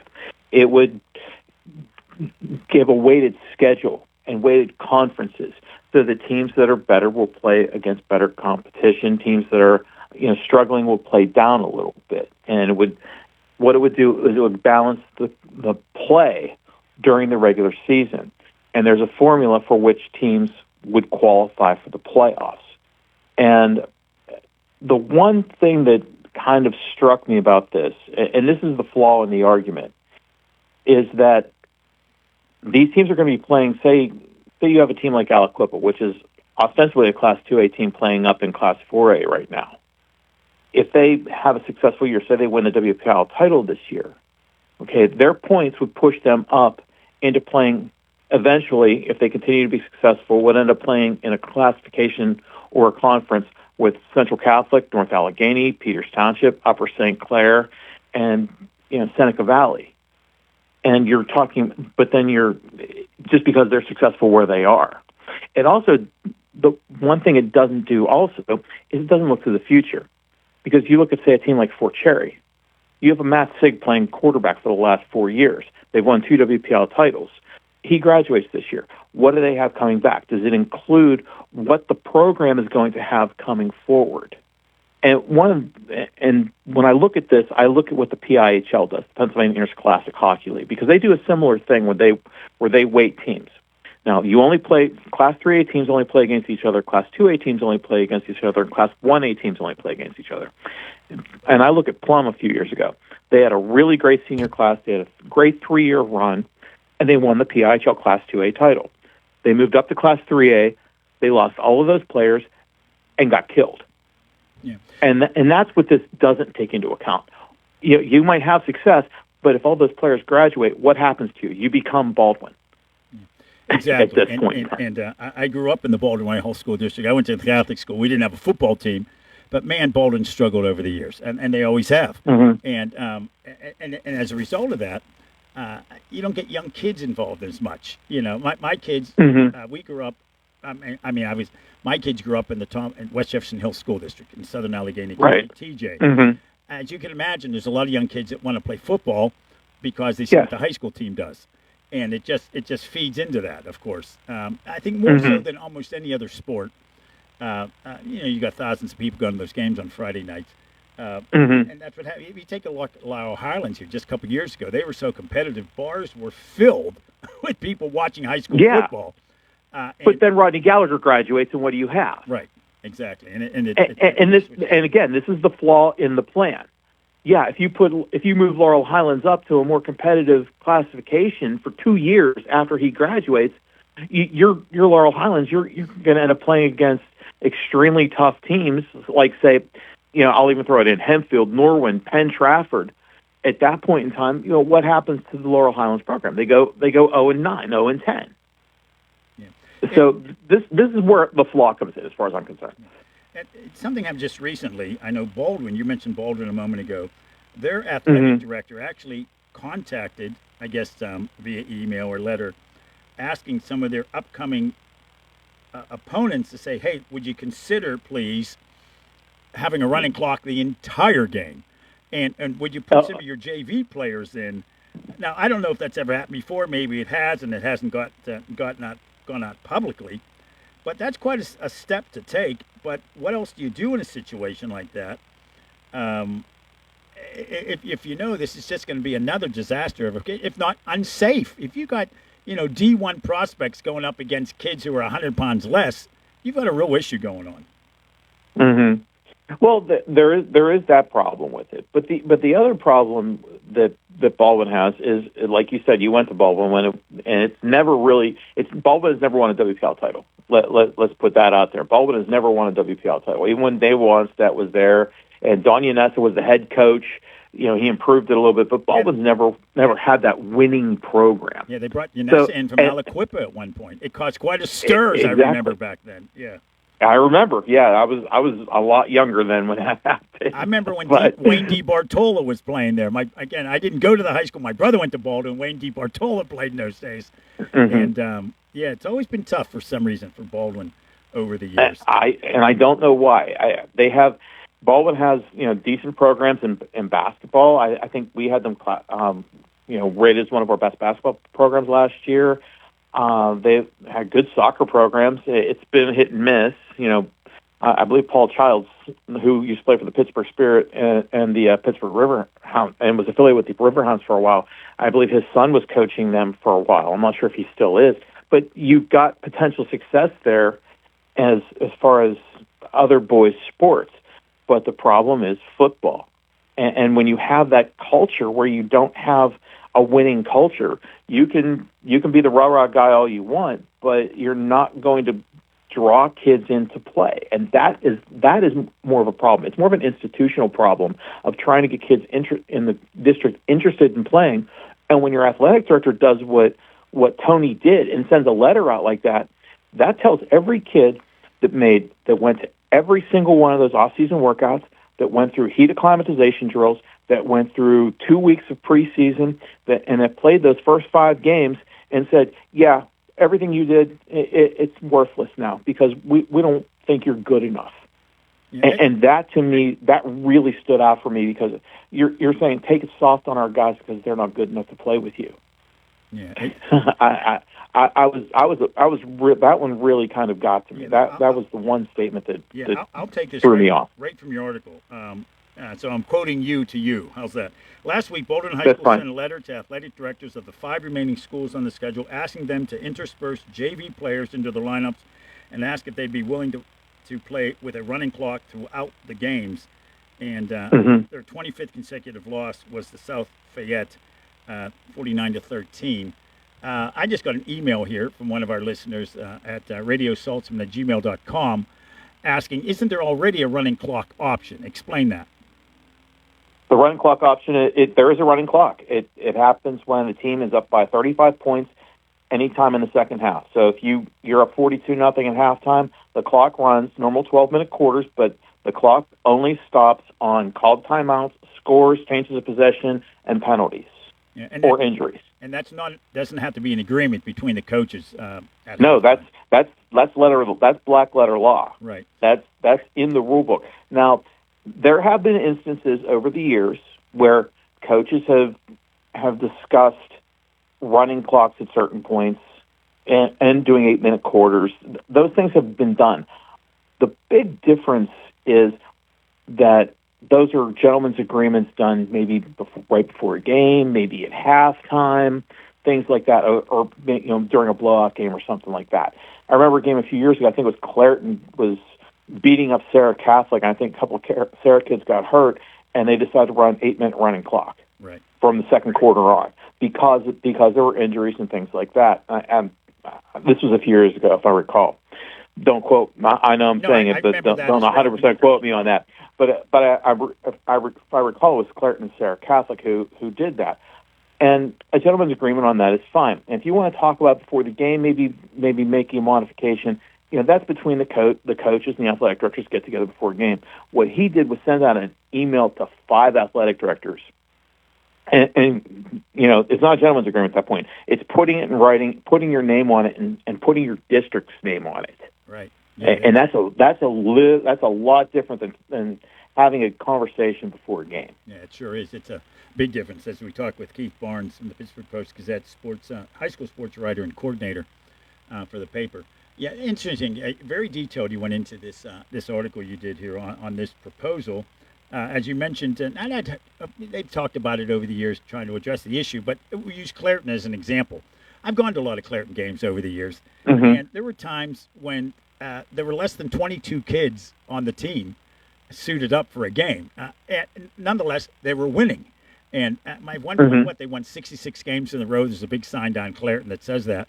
So based on these new rules, my gosh, are they going to start playing quad A teams? And, you've got of 11 kids on a field, you might have 7 that play both ways. That's a long, I don't care if you're playing 48 minutes, that's a long 48 minutes.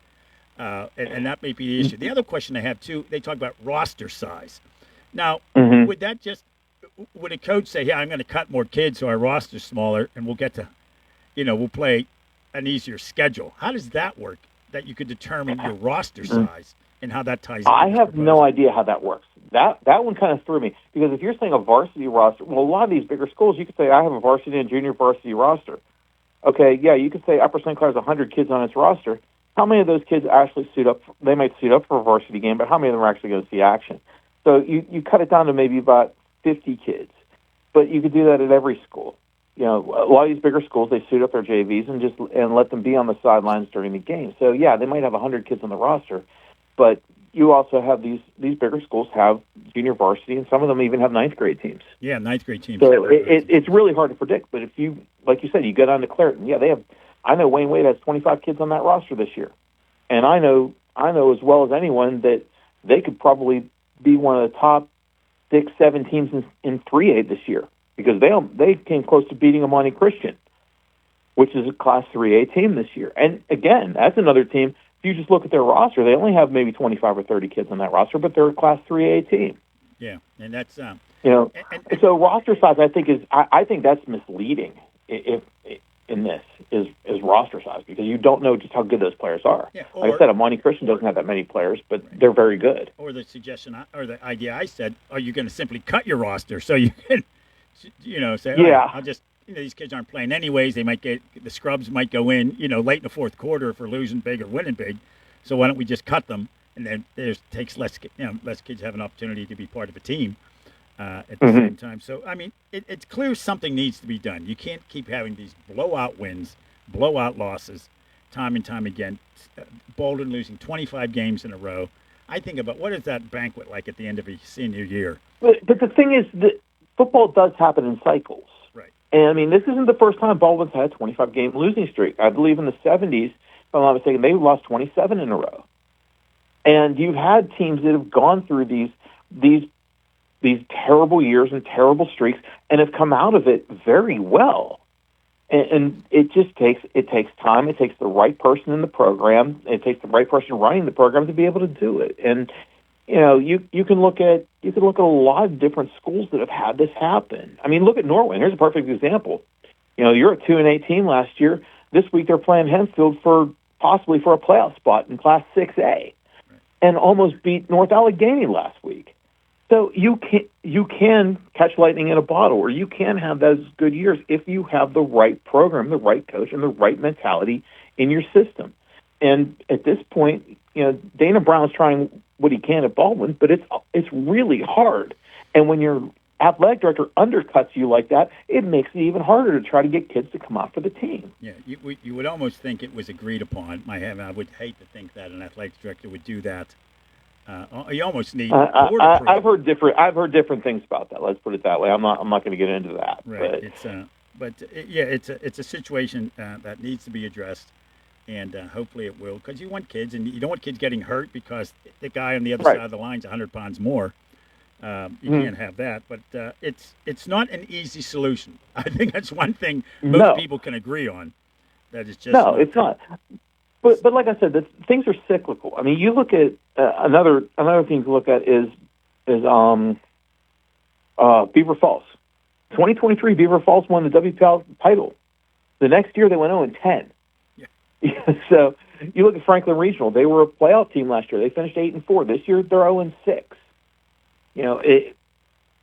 things just happen. You could have a couple of injuries or things like that, but you know what? They're going to go out there and they're going to play. And, Beaver Falls ended its losing streak this year. I think it was around 14 games or something like that.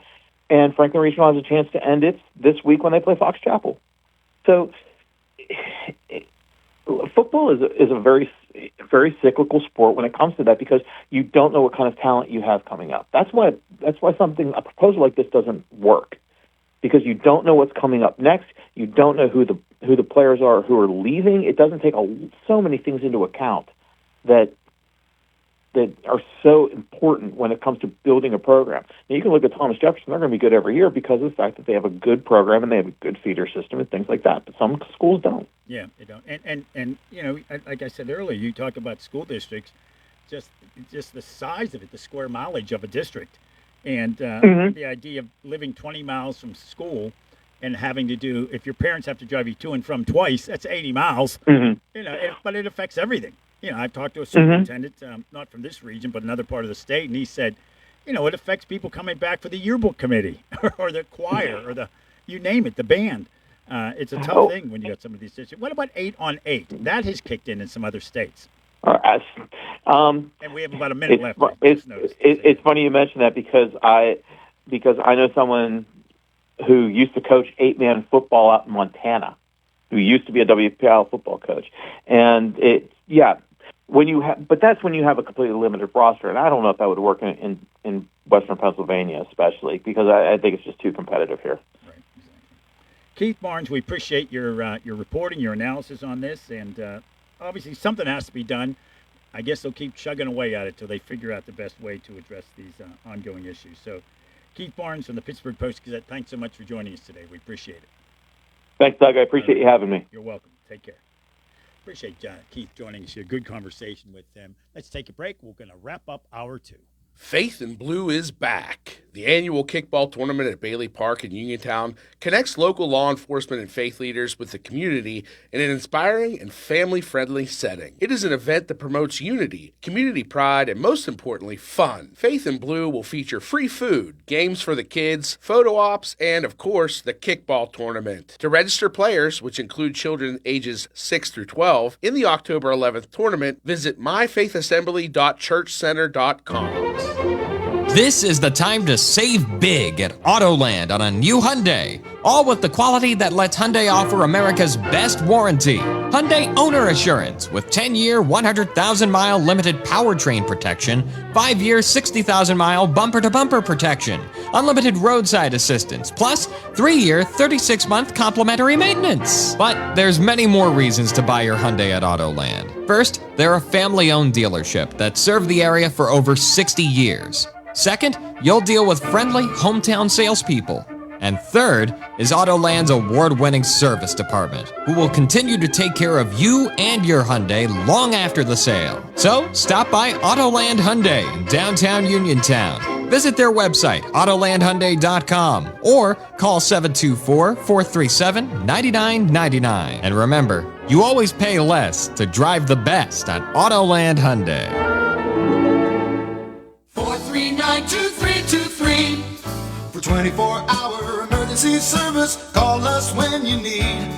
We're Fayette's Heating and Air Conditioning, your service company.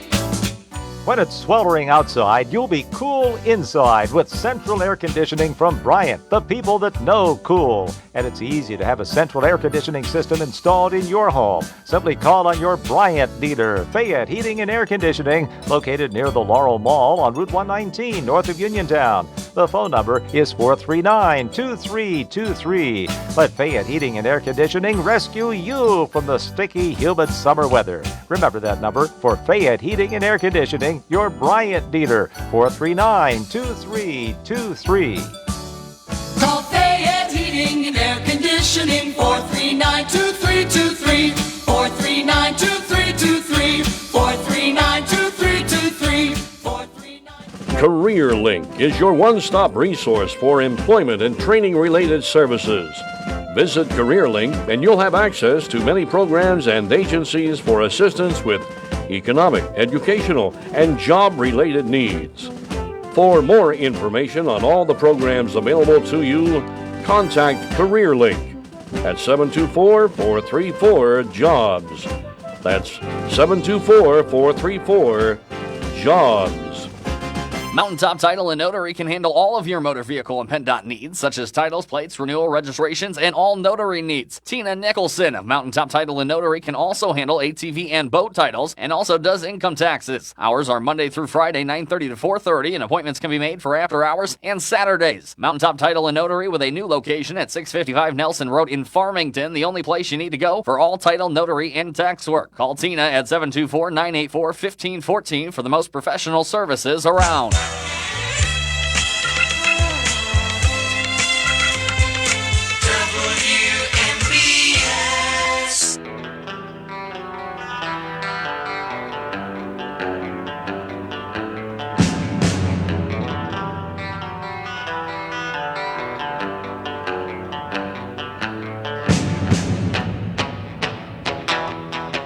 Conversation a moment ago with Keith Barnes from the Post-Gazette about this proposal. And next week, we hope to talk to Mike O'Brien from Fox Chapel. He's the athletic director out there. He came up with this idea, and he's been pushing it. And it's gone through, as Keith Barnes mentioned, a couple of different variations.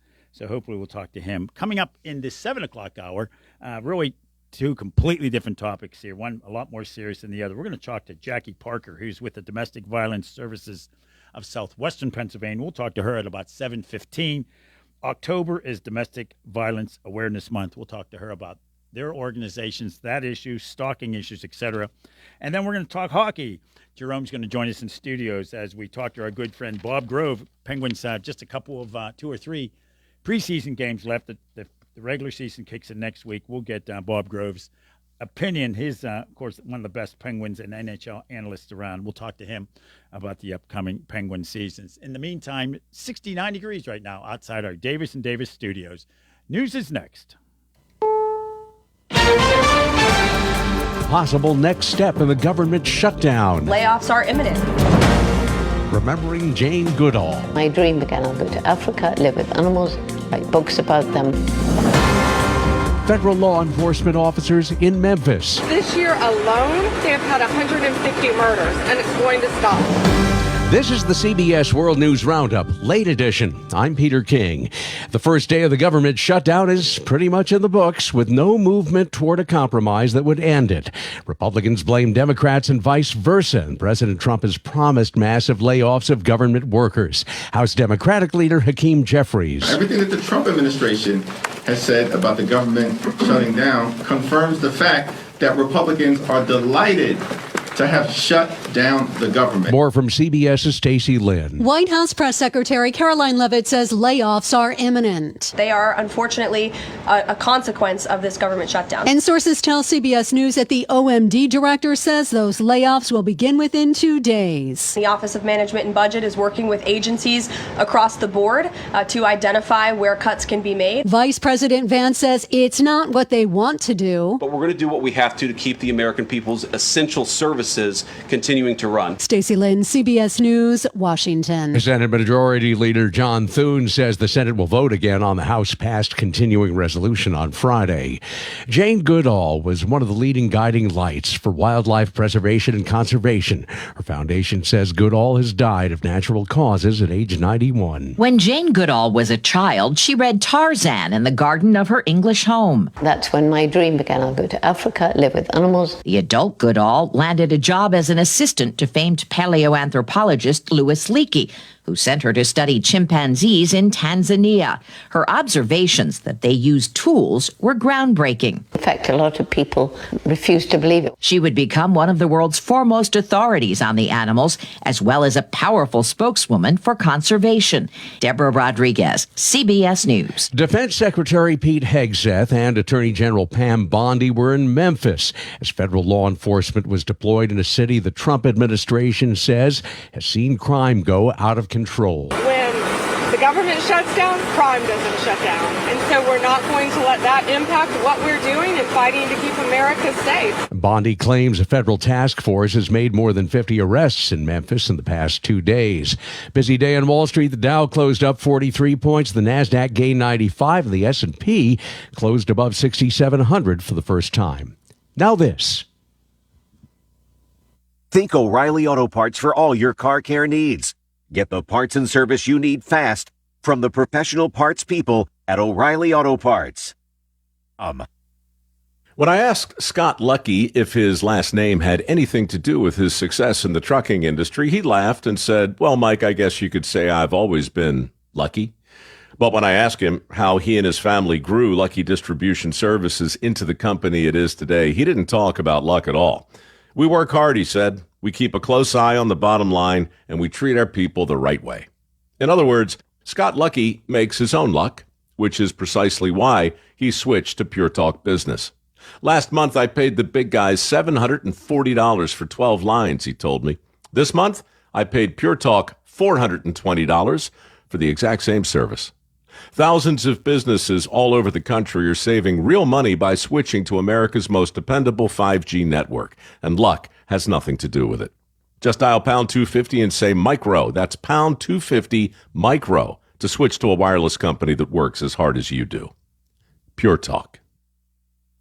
Hurricanes Imelda and Umberto may not have made landfall, but the waves they've created have made at least 6 houses fall into the Atlantic along North Carolina's Outer Banks.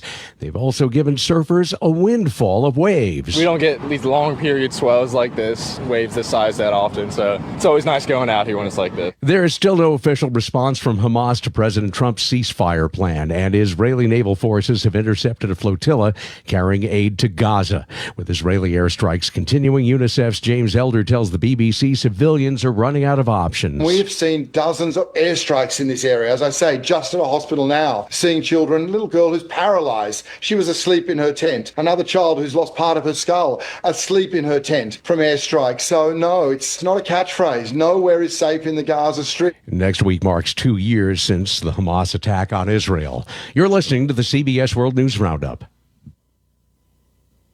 The IRS finally caught up with Louie. I hadn't paid my taxes in 8 years. I owe the IRS a lot of money. Louie was in deep trouble. We're going to take your house, put a lien on your bank account, garnish your pay. They don't care. They're going to take your paycheck. Louie found out about Optima Tax Relief, the leading tax resolution firm. A+ rated by the Better Business Bureau, they've resolved over $1 billion for their clients. Optima Tax, they help me. They calm me down. They make me feel comfortable, and I trust them. Louie has a lot to be thankful for. I don't owe the IRS anymore, and I'm able to live a comfortable life, a lot better life. It was because of Optima Tax. For tax help you can trust, call Optima now for a free consultation. Take it from Louie. If you owe the IRS, don't go it alone. Give Optima Tax a call. They can help you. Call 800-783-8055. That's 800-783-8055. 800-783-8055. Optima Tax Relief. Testimonial from an actual client. Some restrictions apply. For complete details, please visit OptimaTaxRelief.com.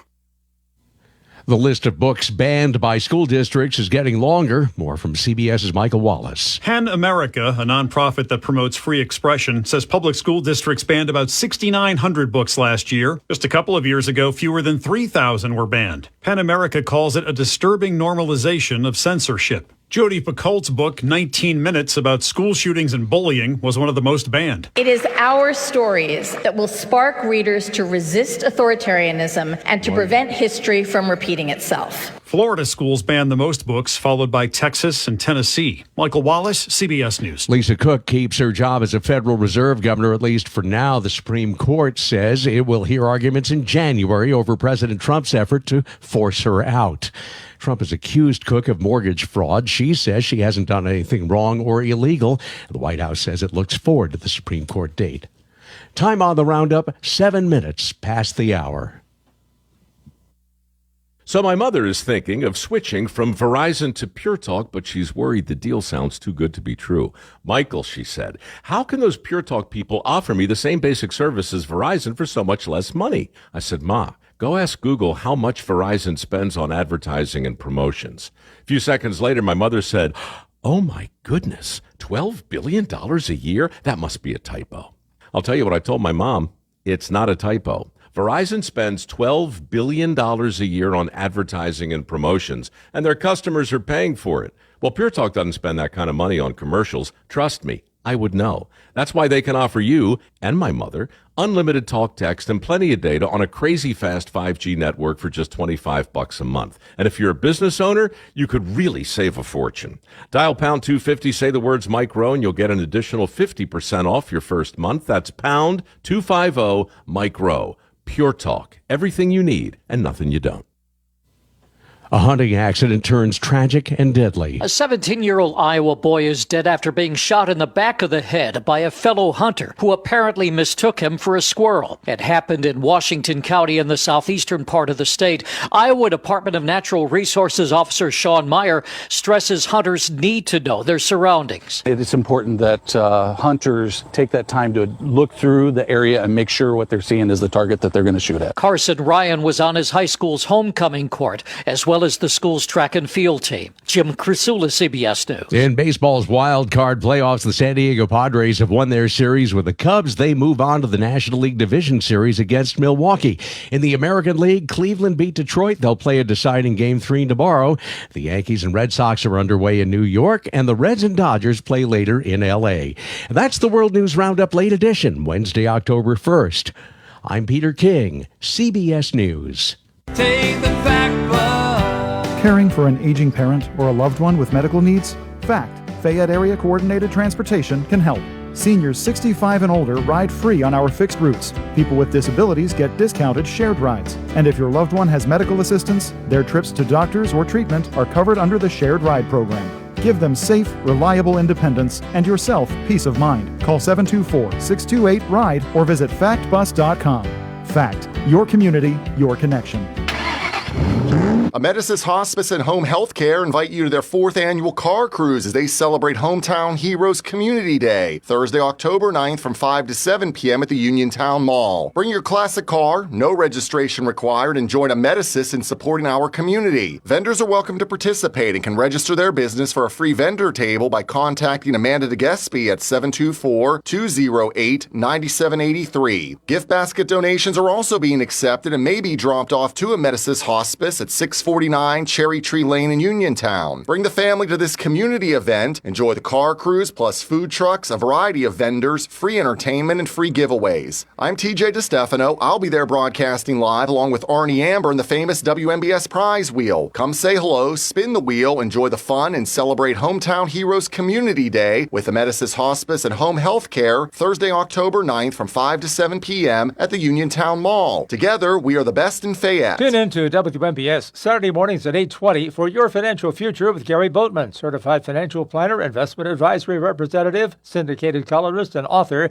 as he addresses such income issues as planning for retirement, future health care expenses, avoiding financial pitfalls, and much more. That's Your Financial Future with Gary Boatman, Saturday mornings at 8:20 right here on WMBS, where Gary Boatman welcomes your calls at 724-243-3075. That's 724-243-3075. It's officially fall, y'all, and Clayton Homes of Bell Vernon is once again opening their doors for an open house event with snacks, fun, and fantastic homes. Stop by Clayton Homes on Saturday, October 4th to grab a bite to eat and take a look at the incredible models they have available. And be sure to say hello to us, too, because the WMBS team will be broadcasting live from noon to 2 on Saturday, and we'll be spinning the fabulous WMBS Prize Wheel. But the big draw is the opportunity to check out the homes that Clayton Homes has to offer, including all new models ready to be explored, with spacious kitchens, spa bathrooms, and modern appliances. The homes at Clayton Homes of Bell Vernon are truly everything you always wanted. Visit Clayton Homes of Bell Vernon at 4500 PA 51 on Saturday, October 4th to learn more about their incredible homes and find the one that's right for you. For more information about Clayton Homes, visit their website, ClaytonHomesBellVernon.com.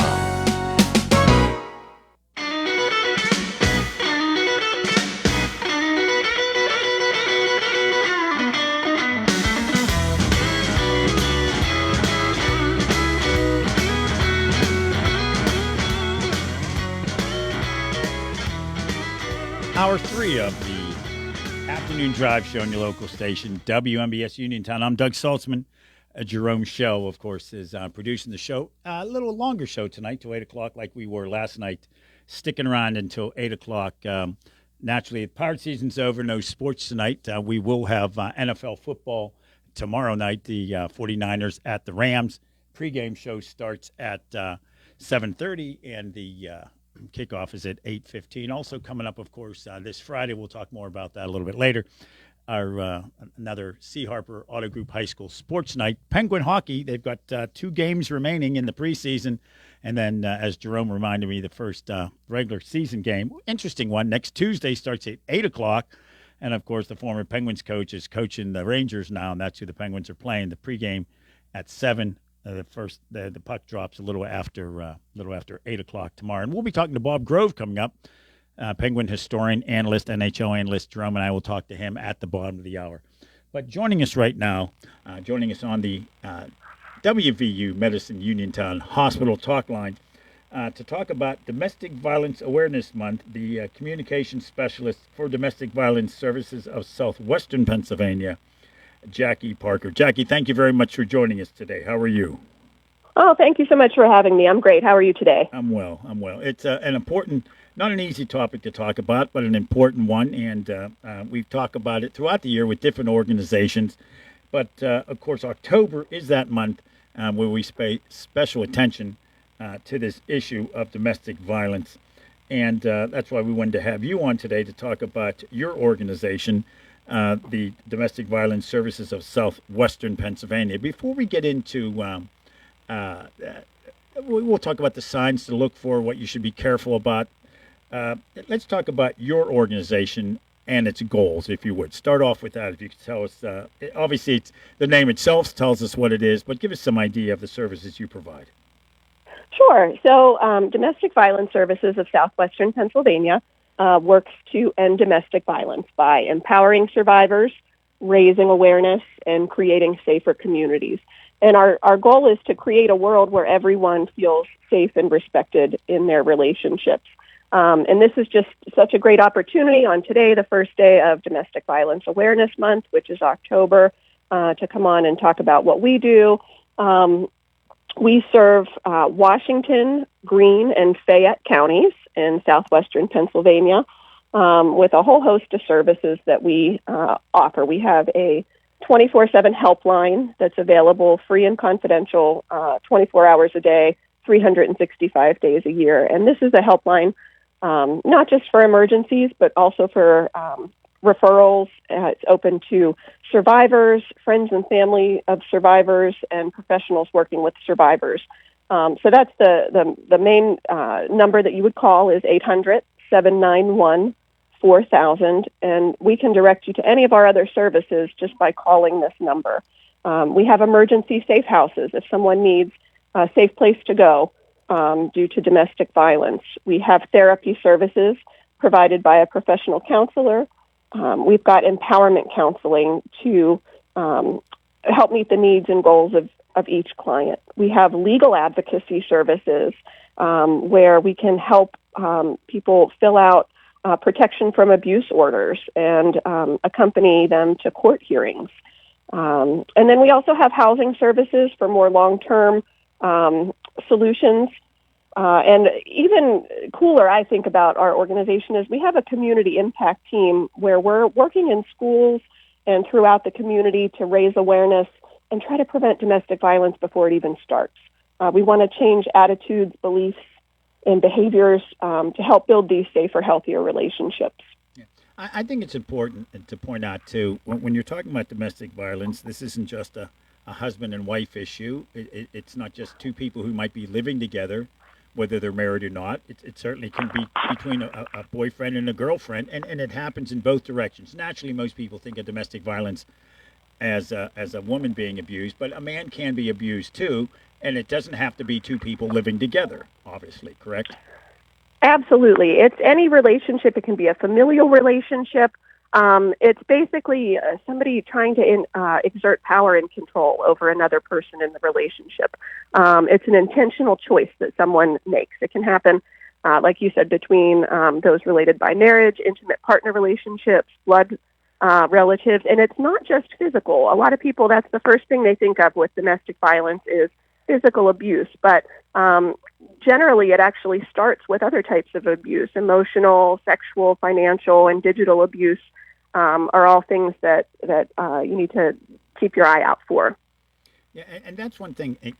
Talk about keeping your eye out for, and there's lots of warning signs. And I have 4 daughters, and we've talked about these issues over the years about what to watch for. And I've been very fortunate over the years; it hasn't affected our family.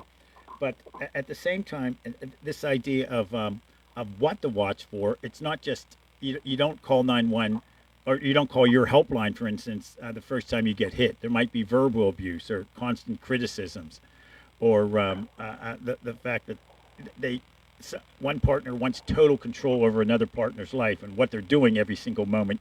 Give us some ideas of those. Sure. You might see extreme jealousy of friends or spending time away from your partner. Somebody might tell you that you're never doing anything right. They could insult or demean you or shame you in front of other people. Intimidation, insults your parenting, or threatens to harm or take away your children or pets. These are things that someone might do to try to maintain power and control in a relationship. And one of the most important things to remember is if you're seeing signs like this in your relationship, it is not your fault, and there is help available. It's free, it's confidential, it's just a phone call away. And so we want to really break this silence, end the stigma, let people know, make the phone call that it's there, and we want to make sure that people are aware of that. Yeah. There's a matter of shame at times when it comes to things like this. And I've talked about issues. There's no reason to be ashamed of certain health issues. And I've talked openly on the air about the fact that I struggled with AAD and attention deficit disorder, and it bothers me at times when you hear people making jokes, like even comedians say, "Oh, I must be off my meds," and I just hate that sort of thing. No one would ever say to a cancer victim, "Oh, you're off your chemo today." Right, you're right. And at the same time, it's not your fault if you have cancer. There's nothing to be ashamed about. It's not your fault if you have a mental issue. And it's not your fault if you're being abused, so there's no reason to be ashamed of it. But that really kicks in. That delays people getting help at times, correct? Right, and I appreciate you saying that. Talking about it is the first step to letting someone know, hey, it's okay to let someone know that you need help. And it is so pervasive. The theme for Domestic Violence Awareness Month is everyone knows someone. Because really everyone knows someone that has been impacted by domestic violence, whether you can see it or not. It thrives in silence. We want to get people talking about it so that survivors know they're not alone. Everyone knows someone isn't just a number. It's a person. It's a family member, a neighbor, a coworker, a friend. It can affect all of us, and so we all want to be part of that solution.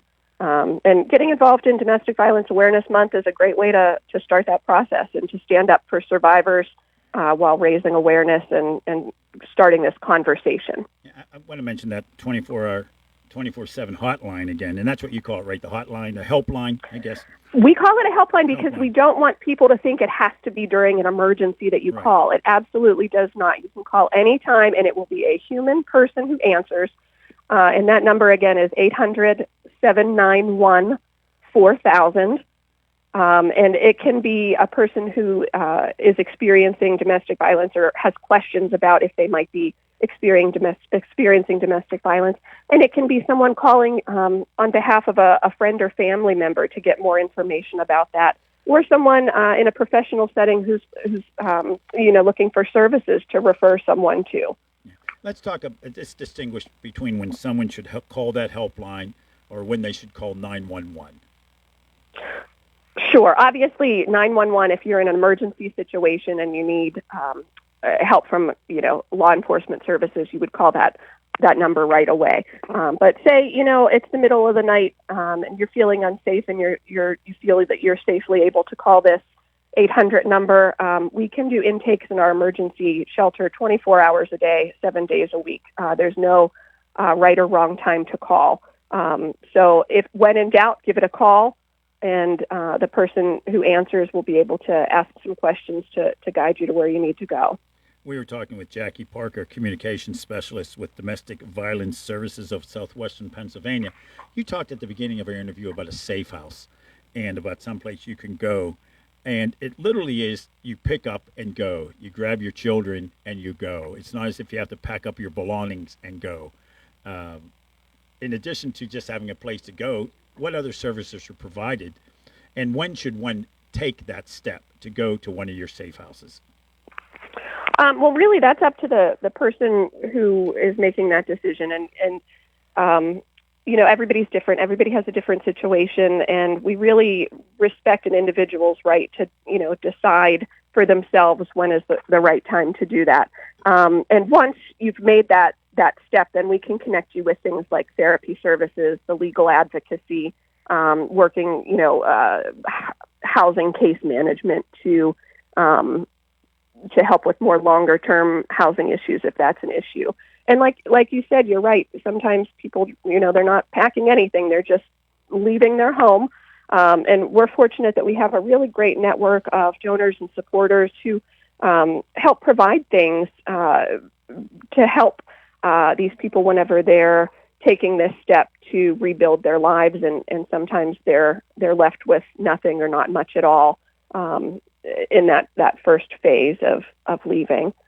And I know you do as much as you possibly can to make a person feel at home and for the children. I know our family over the years, as you can imagine, with 4 daughters, we have a lot of toys and games, and we've actually donated them to organizations such as yours. So when someone goes to there, the children have something actually to make them feel at home, games and toys. Absolutely. And I know you welcome those, and lightly used things, we'll say, I guess is a nice way to put it. Yeah, absolutely. But that is the goal, so people aren't just showing up and living in a cell. I'm not implying that it's jail, but it's more than that. It's a place that they can feel comfortable, and the children will feel as if they have a place that they can perhaps even make friends, I suppose. Yeah, absolutely. And we have actually 2 safe houses. We have one in Fayette County and one in Washington County. Yeah, and when you say safe houses, be concerned that my spouse is going to come looking for me. There is security at these facilities, so there's no way there can be contact at that facility, correct? Absolutely, and the locations of these are kept private for a reason. Right, exactly. I know many years ago when I was working for the United States Senator, the senator I worked for, we went and visited one, and it was very clear that there's no signage on the outside of the building. Media came because we wanted to bring attention to it, but they weren't allowed to show the outside of the building. They weren't allowed to say where the location was. Exactly. And it brought great attention to the services provided by that organization. But at the same time, the media understood they need to keep it secure. And obviously, we weren't showing anybody who did not want to be seen at a facility like that. And right. Again, that's the idea, is to literally make a safe place, a safe house is exactly what it sounds like, correct? Yes, safety is paramount. Yeah. How long would somebody expect to stay at a place like that? Every case is different. And we have, professionals who know the drill. They know, what needs to happen next. And again, a lot of it is really just dependent on a person's individual situation. Yeah. Again, that helpline, I want to keep saying it, and I'll say it towards the end of the show, too, 24/7 helpline, 800-791-4000. Yes, this is Domestic Violence Awareness Month, but at the same time, folks might not consider this that could lead into domestic violence, but the idea of stalking, which is part of the ongoing problem with domestic violence, correct? And explain, if someone, everybody's heard the word stalking, but what is the best way to define it? Well, stalking, obviously, you're right. And I think it's been a little glamorized in the media because of, there was a television show on a few years ago called You that's basically about a serial stalker.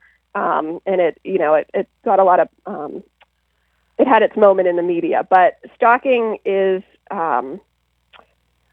basically it's unwanted phone calls, unwanted emails, text messages, social media messages, showing up unwanted, leaving items for a victim to find that could be strange or potentially threatening, sneaking into a person's home or car and doing things to scare them or let them know that you've been there, giving gifts that are unsolicited, and then the use of technology, GPS, smartphones, apps, and tools like that to stalk somebody without them knowing. And actually, a statistic is that 76% of women murdered by an intimate partner were stalked first. So obviously stalking too often turns deadly, and I'm glad that you brought that up, and people can be aware of that. Yeah. Naturally, there's things you can learn from TV, but keep in mind it's TV. Unless you're watching a documentary, it's television. It's not real, and just because someone says, "Okay, I'm going to stop doing it," doesn't mean they're going to stop doing it. Getting married isn't a way to avoid future domestic violence issues, like, oh, if he's going to marry me or she's going to marry me, this will end. That's not the case at all, is it? Correct. You're absolutely right. That would not be a solution. So definitely, if there's, when in doubt, call the number and ask a question. Say, this is what's going on with me. Something feels not right about this. What can I do? Obviously it's confidential as long as the person wants it to be confidential. And it is 100% confidential. And no reason to be embarrassed at all. That drives me crazy when you hear that oh, you should be ashamed of these. You should just pull yourself up by your bootstraps and move on with your life. I hate that sort of approach. It's such nonsense, and it's completely unfair. Now, you guys have a special event coming up, correct? We do. I'll take this opportunity. Every October, and this is our 19th annual coming up, we have a Peace Begins at Home dinner. So that's on October 15th. It starts at 5:30, and we have a new venue this year that we are so excited about. It is at the Hollywood Casino at the Meadows in Washington. And so going along with that theme, our theme this year is Bet on Peace. So that's something where if you're interested in maybe attending this dinner, or just in general learning more about our organization, getting access to all of these resources, you can visit our website at peacefromdv.org. And we've got our events on there. We've got all of the different services that we offer and different resources for how to identify abuse, understanding what it is and what the warning signs are. And how to get involved if you are interested in our organization and would like to be part of Domestic Violence Awareness Month. Yeah. Peace, P-E-A-C-E, just like it sounds, Peace from DV, short for domesticviolence.org, peacefromdv.org. And again, that 24/7 helpline, 800-791-4000. Jackie Parker from Domestic Violence Services of Southwestern Pennsylvania. Naturally, we'd like to talk to you again during this month. Domestic Violence Awareness Month, and I hope you'll be available and talk to us again then. Thanks so much. That sounds great to me. I appreciate it. Thank you so much. Thank you. Take care. Jackie Parker joining us here. Important issue, tough one to talk about, but important to keep an eye on what's happening in your life and friends' life and loved ones' life. Again, that website, peacefromdv.org. We're really going to switch topics here. We come back after the break. We're going to check in with our good friend Bob Grove, our first discussion with him leading into the Penguins' regular season. 2 more preseason games. We'll talk to Bob, of course, expert on all things Penguins and NHL and Penguin historian.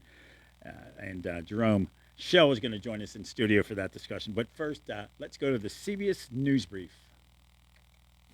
CBS News Brief. Don't expect any movement on the government shutdown anytime soon because of the Yom Kippur holiday. CBS's Nicole Killian. Lawmakers in both chambers are expected to observe the Jewish holiday, which means we likely won't see any votes to try to reopen the government until Friday. Jane Goodall is being remembered for devoting her life to preserving and conserving animal life and the environment because of statements like this. This planet, it doesn't have infinite natural resources. So what's going to happen if we carry on with business as usual? Goodall has died at age 91. Federal law enforcement is in Memphis, where the Trump administration claims violent crime is run rampant. Attorney General Pam Bondi says the approach has worked in Washington, D.C. The model that we did in D.C. worked incredible, and as you see, crime has plummeted in D.C. It's been amazing. I was texting with Mayor Bowser this morning. CBS News Brief. I'm Peter King. Zen's Antiques and Home Decor, part of the Cinder Shack family of vendors, where you can find both antique and new furniture, collectibles, housewares, gift items, including jewelry and candles, and so much more. Follow Zen's Antiques and Home Decor on Facebook for new items and information on upcoming events. Zen's Antiques and Home Decor in Building 2 at 3391 National Pike in Farmington. Zen's Antiques and Home Decor. Say hello to fall. Your flair, your way. Strat, 34 South Street in downtown Uniontown, located in the State Farm Building rear. We're known for our distinguished Western, Southwest, and boho accessories, including custom and concealed carry handbags. But we offer a large variety of fashionable styles.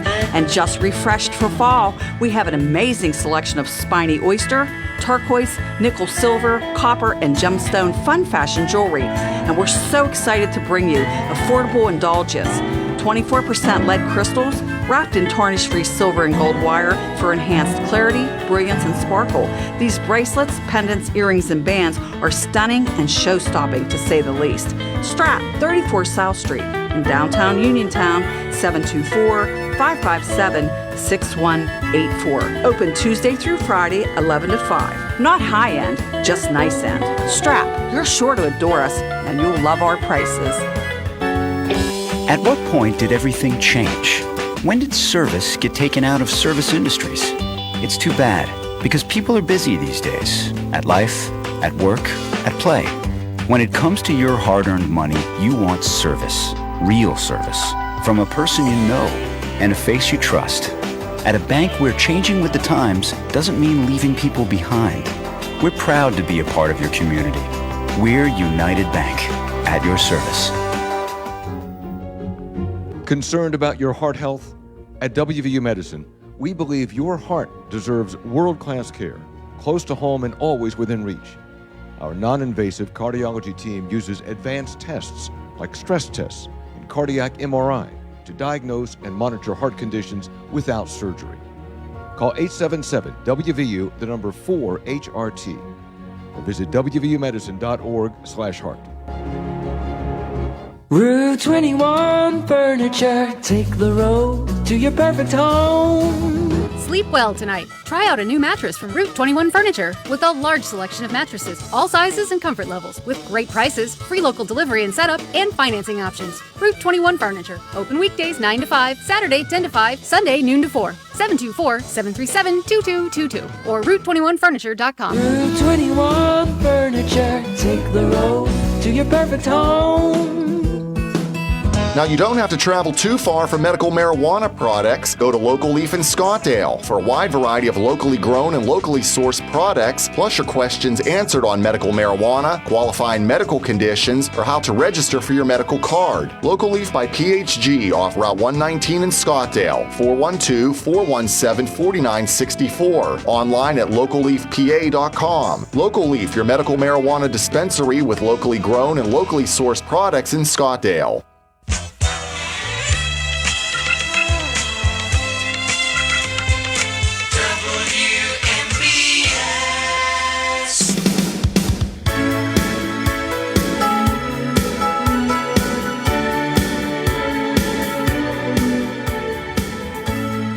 Final segment of the, I almost said What's on Your Mind show, not this show. It's the Afternoon Drive show. I've been doing both lately, so I'm kind of mixing them up at times.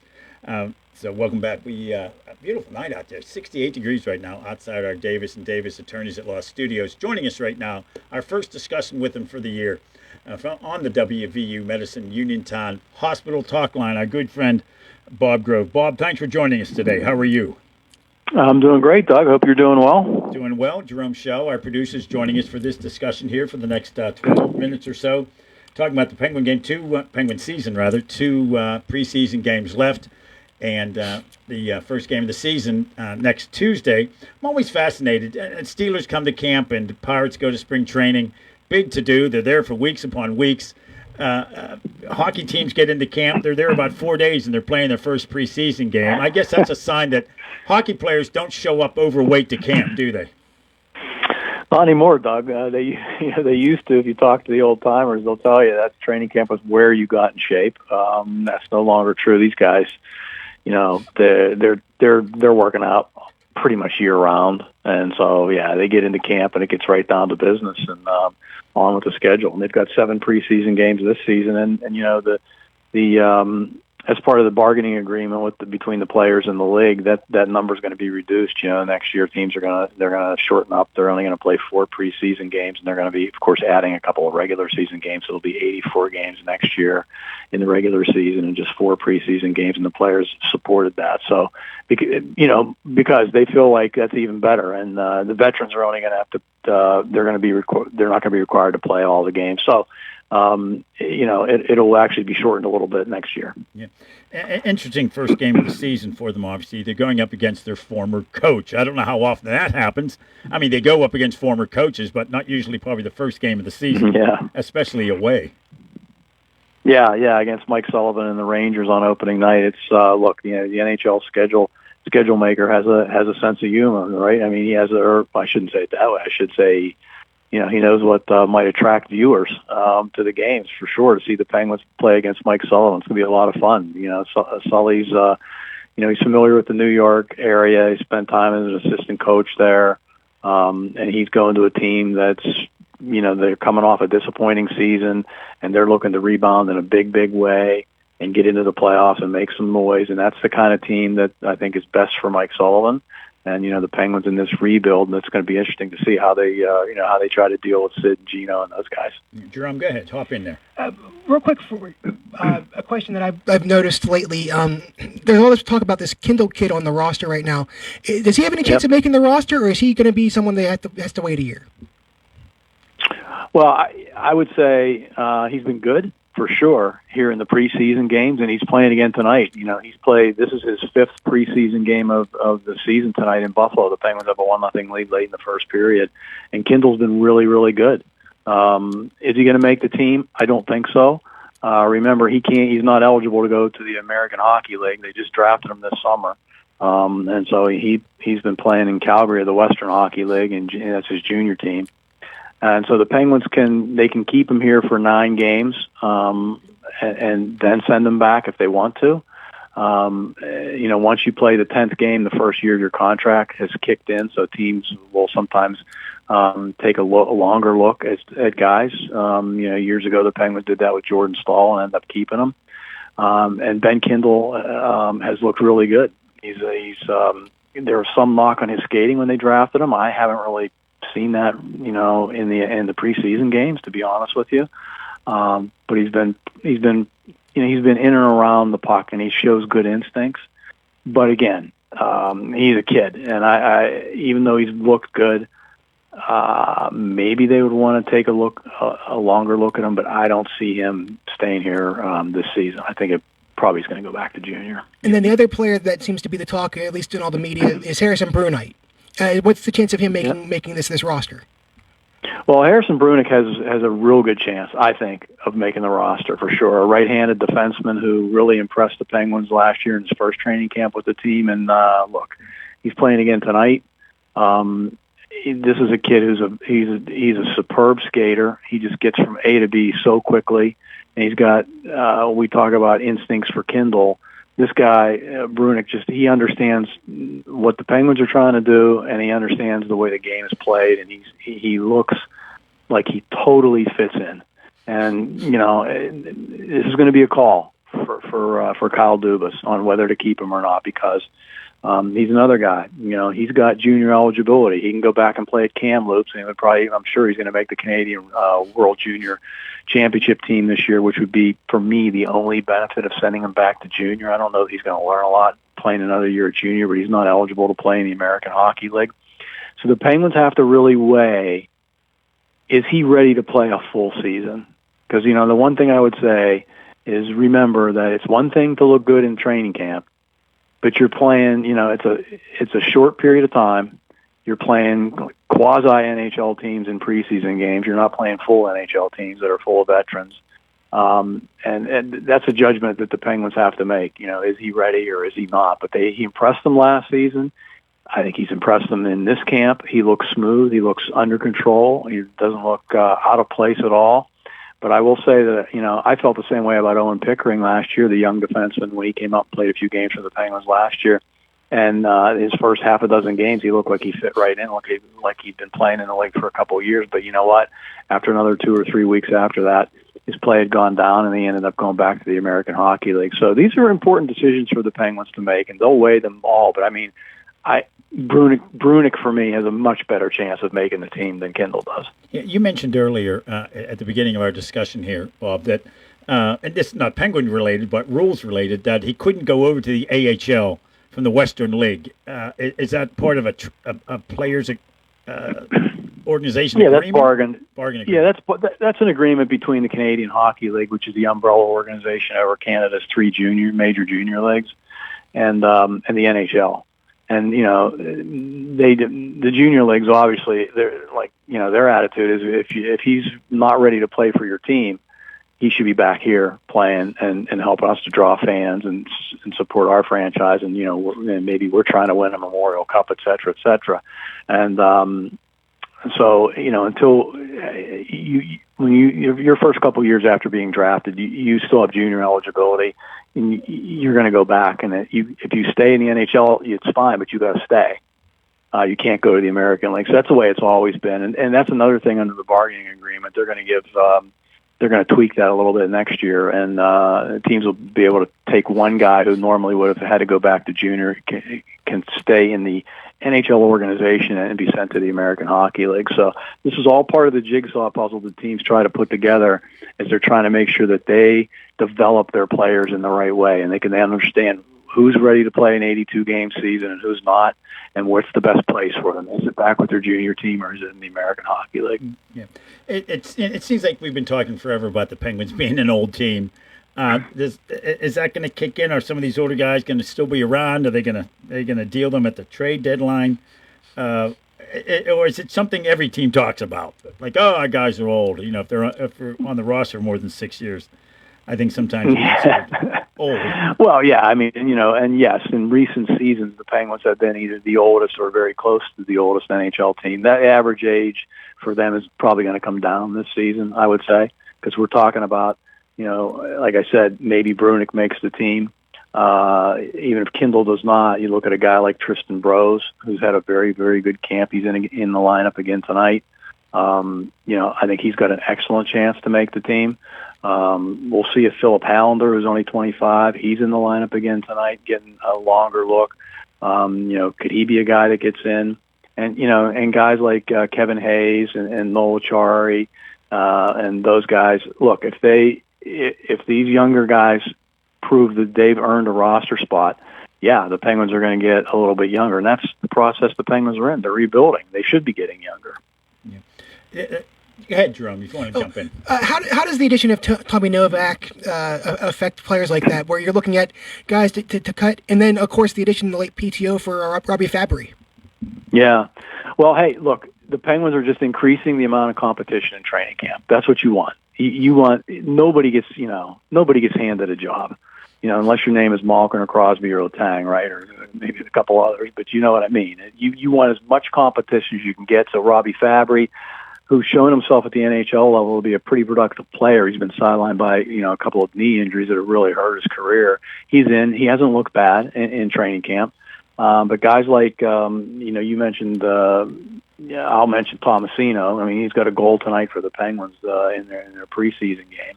But he's a guy, and Tommy Novak's another one, that I think those two guys specifically have got to be a little bit better than what I've seen in camp. I think they haven't been bad, but they've just been so-so. And, especially for a guy like Tommy Novak, it could affect whether Tristan Brose makes the team or not, could affect where he is, because that's, he's a centerman too. Now, I know that Malkin likes playing with him, and they pushed him out on the wing, last season a bit when he played here. And they have to weigh a lot of things about figuring out who can stay and then where they fit into the puzzle when they put them there. But for guys like Tomasino, and for guys like Novak, who have been around the National Hockey League, they're not 22 years old anymore. I would say both of those players, the Penguins are looking for them to step up their consistency. We see flashes from both of those guys last year, but not consistently. And I don't think in the games I've seen this year in the preseason, neither one of them's really stood out to me. Yeah, and you can't have a discussion. You mentioned their names a moment ago, Malkin and Crosby. This is Malkin's last year of his contract. Obviously, he wants to go out with a splash, I would suppose. A lot of talk about him not coming back next season.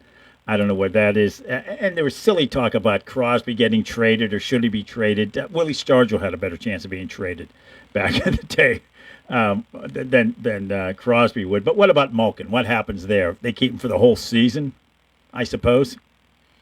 Well, yes.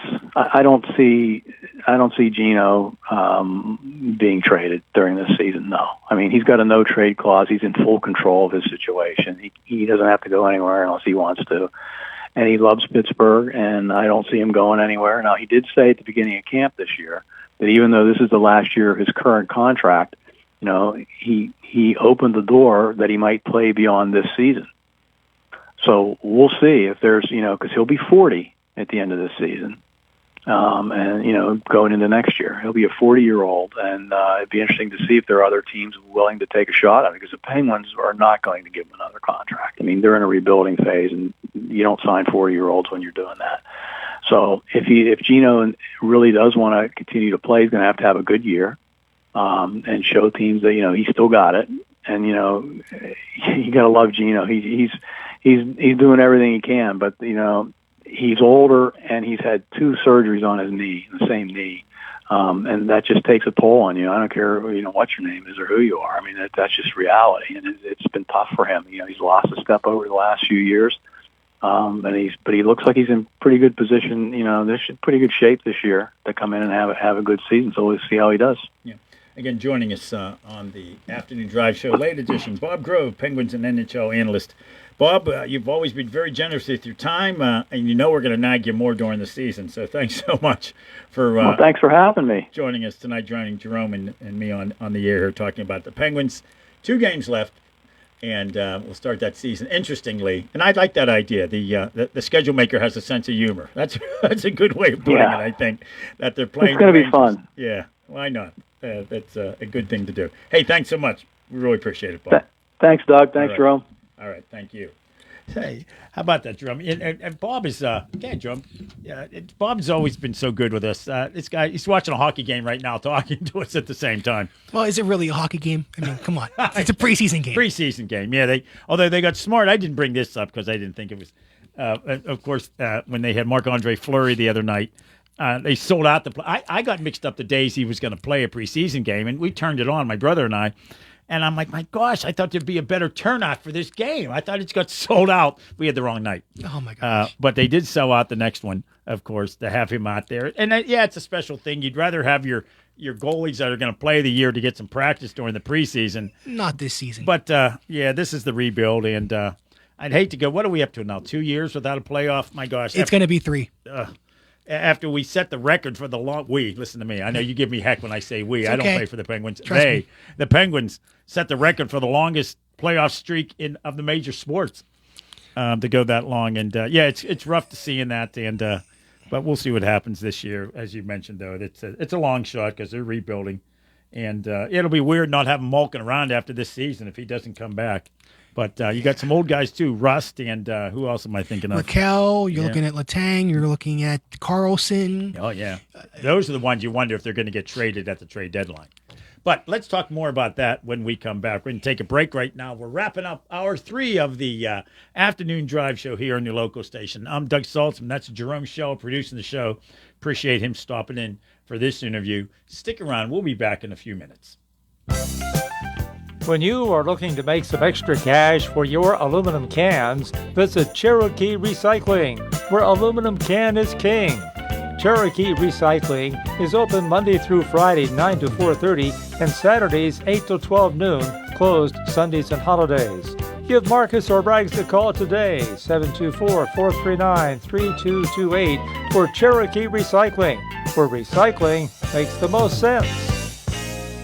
439-2323 for 24-hour emergency service. Call us when you need. We're Fayette's Heating and Air Conditioning, your service company.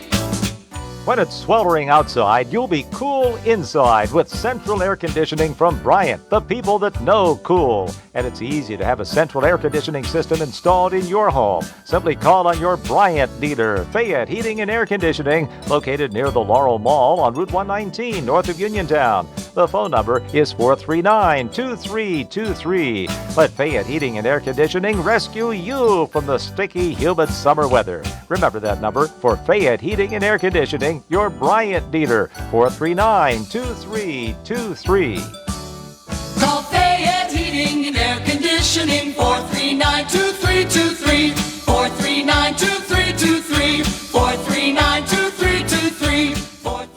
Hello, Uniontown and Fayette County. This is attorney Erica Dowd of Quattrini Law Group. Are you a veteran suffering from a service-related disability or disease? Not all injuries are obvious or happen quickly. We've helped hundreds of veterans with conditions like PTSD, neuropathy, heart conditions, and cancers get the benefits they deserve, even when their conditions didn't start until many years after service. VA benefits can be paid for any condition that could have been caused or worsened by your service, from Agent Orange exposure, Camp Lejeune water exposure, burn pits, or physical injuries in the service. If you were disabled from your military service, we can help you. The consultation is free and no obligation. Call us today at 1-888-534-6016 or Google Quattrini Law Group. Again, this is attorney Erica Dowd from Quattrini Law Group, reaching out to veterans like... Are you looking for personalized health care you can trust? At Montgomery Medical, they're accepting new patients. Hi, I'm Dr. Betty Thomas. Having a primary care provider means better overall health, from preventative care to managing chronic conditions. We're here to support you every step of the way. That's right. Hi, I'm Jenna Lutzka, a physician assistant. Plus, we have same-day appointments and walk-in same-day care available, too. We're here for you. Join the Montgomery Medical family today by calling 724-569-8100 to schedule your appointment. A family tradition of family medicine. Stop by and check out the 1908 restaurant and bar at the Uniontown Country Club. And while you're at it, also check out your favorite item from Chef Steven's new menu. And starting on October 6th, there will be new fall hours for the restaurant. It will be Thursday from 4 to 9 p.m., Friday and Saturday noon to 9 p.m., and the restaurant will be closed Sunday through Wednesday. If you want to join the team at the Uniontown Country Club, I got some good news for you. They're still hiring, and you can submit your application 3 different ways. Call 724-550-4258, extension 4. You can email Caitlin at uniontowncountryclub.com, or you can stop by 25 Bailey Lane in Uniontown to pick up an application. Hey, there's still time to get some golf in before the weather turns cold, so stop in and get some rounds in while enjoying the beautiful autumn scenery on the foothills of the Laurel Mountains. Call 724-550-4258 for golf or restaurant information. The Uniontown Country Club hopes to see you soon. WMBS.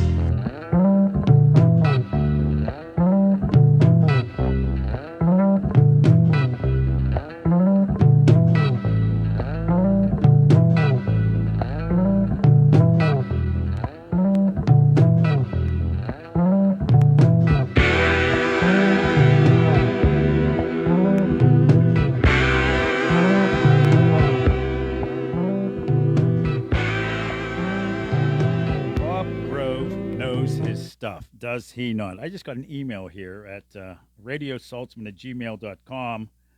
He said, you should have had Jerome ask all the questions. He asked a lot better questions than you did, Doug. And the person didn't leave their name. And it's one of those emails you can't tell a name. So congrats, Jerome. No, Jerome knows his hockey, that's for sure. And that's why I like to have somebody in when we're having these discussions. Bob Grove knows his stuff. And naturally, he doesn't have to do these interviews. You know, he used to be part of the Penguin broadcast team. I do miss him doing the pre and post game shows and all that. I used to do. I think he did the intermission as well. But Penguins playing tonight. They're playing again, of course, on Friday. No, I shouldn't say of course. On Friday, then their first game is away against Sullivan. Mike Sullivan, the former coach of the Penguins, now coaching for the Rangers. So that'll be interesting. I think that was a good comment that Bob Grove, that the NHL schedule maker has a sense of humor, so they have the Penguins playing their former coach coming up. Speaking of sports on the radio, tomorrow night NFL football right here on your local station, WMBS. 49ers at the Rams. Pregame show at 7:30. Kickoff at 7:15. And then Friday, we're back, of course, to high school football. C. Harper Auto Group High School Sports Night. Laurel Highland at Ringgold. That'll be both on radio and video on Facebook. And California at Carmichael's. That'll be video only. The Sprouse Insurance Group pregame show starts that night at 6 p.m. Kickoff for both of those games at 7, and that'll all be followed by the Tribs scoreboard show after both of those games. We were talking about high school football earlier, and a proposal by the athletic director at Fox Chapel to address the ongoing issues of these blowout wins and teams going on awful losing streaks. We had Keith Barnes early on from the Post-Gazette. He reported on that proposal. He disagrees. He seemed to disagree with several points of it. I think something needs to be done. They've got to address these issues. Yeah, football's cyclical, and he mentioned that during our interview with him. But you can't have teams going years upon years upon years without winning a game. 25 losses in a row for the Baldwin Highlanders. That's tough. Uniontown was struggling. They went independent. Albert Gallatin went independent. I always thought it strange that the city of Pittsburgh has their own, the City League. I don't know why they don't just completely assimilate into WPIAL. Never understood that either. But that doesn't affect us locally here. But we as always, will be airing those high school football games, which local stations can do. You don't hear it on a lot of big stations, but we're able to do that for you right here. And then also you can watch them on the Facebook page as well.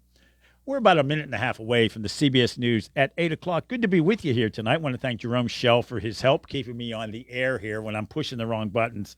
He runs in and says, hey, knucklehead, this is the button you want to push. Oh, I appreciate – he didn't actually say that. We appreciate his help as well. Let's take a quick look at that forecast, and you'll get an updated forecast, too, after the 8 o'clock news. Right now, it's we're showing 64 degrees outside our Davis & Davis Attorneys at Law Studios. Going down tonight to the actually lower 50s, upper 40s tonight. Good heavens, down to 48 degrees. Tomorrow, Thursday, sun and clouds, high 73. Friday, 74, and then all sun on the weekend. Beautiful temperatures. Sun Saturday and Sunday both. 77 Saturday, 78 degrees on Sundays, and those lows are going down to the lower 50s, upper 40s. So it's really cooling off overnight. Next rain's not in the forecast till almost a week away next Tuesday. It's a 50-50 chance also on Wednesday as well. We've really gone through a dry spell here. That's for sure. We appreciate you listening to the show tonight, folks. You can always check me out on Twitter or Facebook. Send me an email at radiosaltzman@gmail.com. I get as many of those, if not all of them, during the show when they pop up here on my phone. Thanks again for listening today. I'll be back next Tuesday and Tuesday. Wait, am I back in next Tuesday? You got to check here. There's a lot of different games going on with the Penguin season going. I'll be back next week. Why don't we just say it that way? But I'll be doing the show from 5 to 7 next Tuesday in advance of that first Penguin game. News is next. This is CBS News on the Hour, sponsored by O'Reilly Auto Parts. I'm Peter King. The Jewish observance of Yom Kippur has begun, and that means we'll likely hear nothing on ending the government shutdown until at least Friday. Pennsylvania Democratic Senator John Fetterman says health care subsidies are a major sticking point. We all collectively believe that we should extend those tax credits, but, I don't believe that it's ever going to be a good choice to shut the government down. Those credits are set to expire at the end of the year, and that would mean more than double premiums for subsidized enrollees. The shutdown means you may be turned away at U.S. National Park.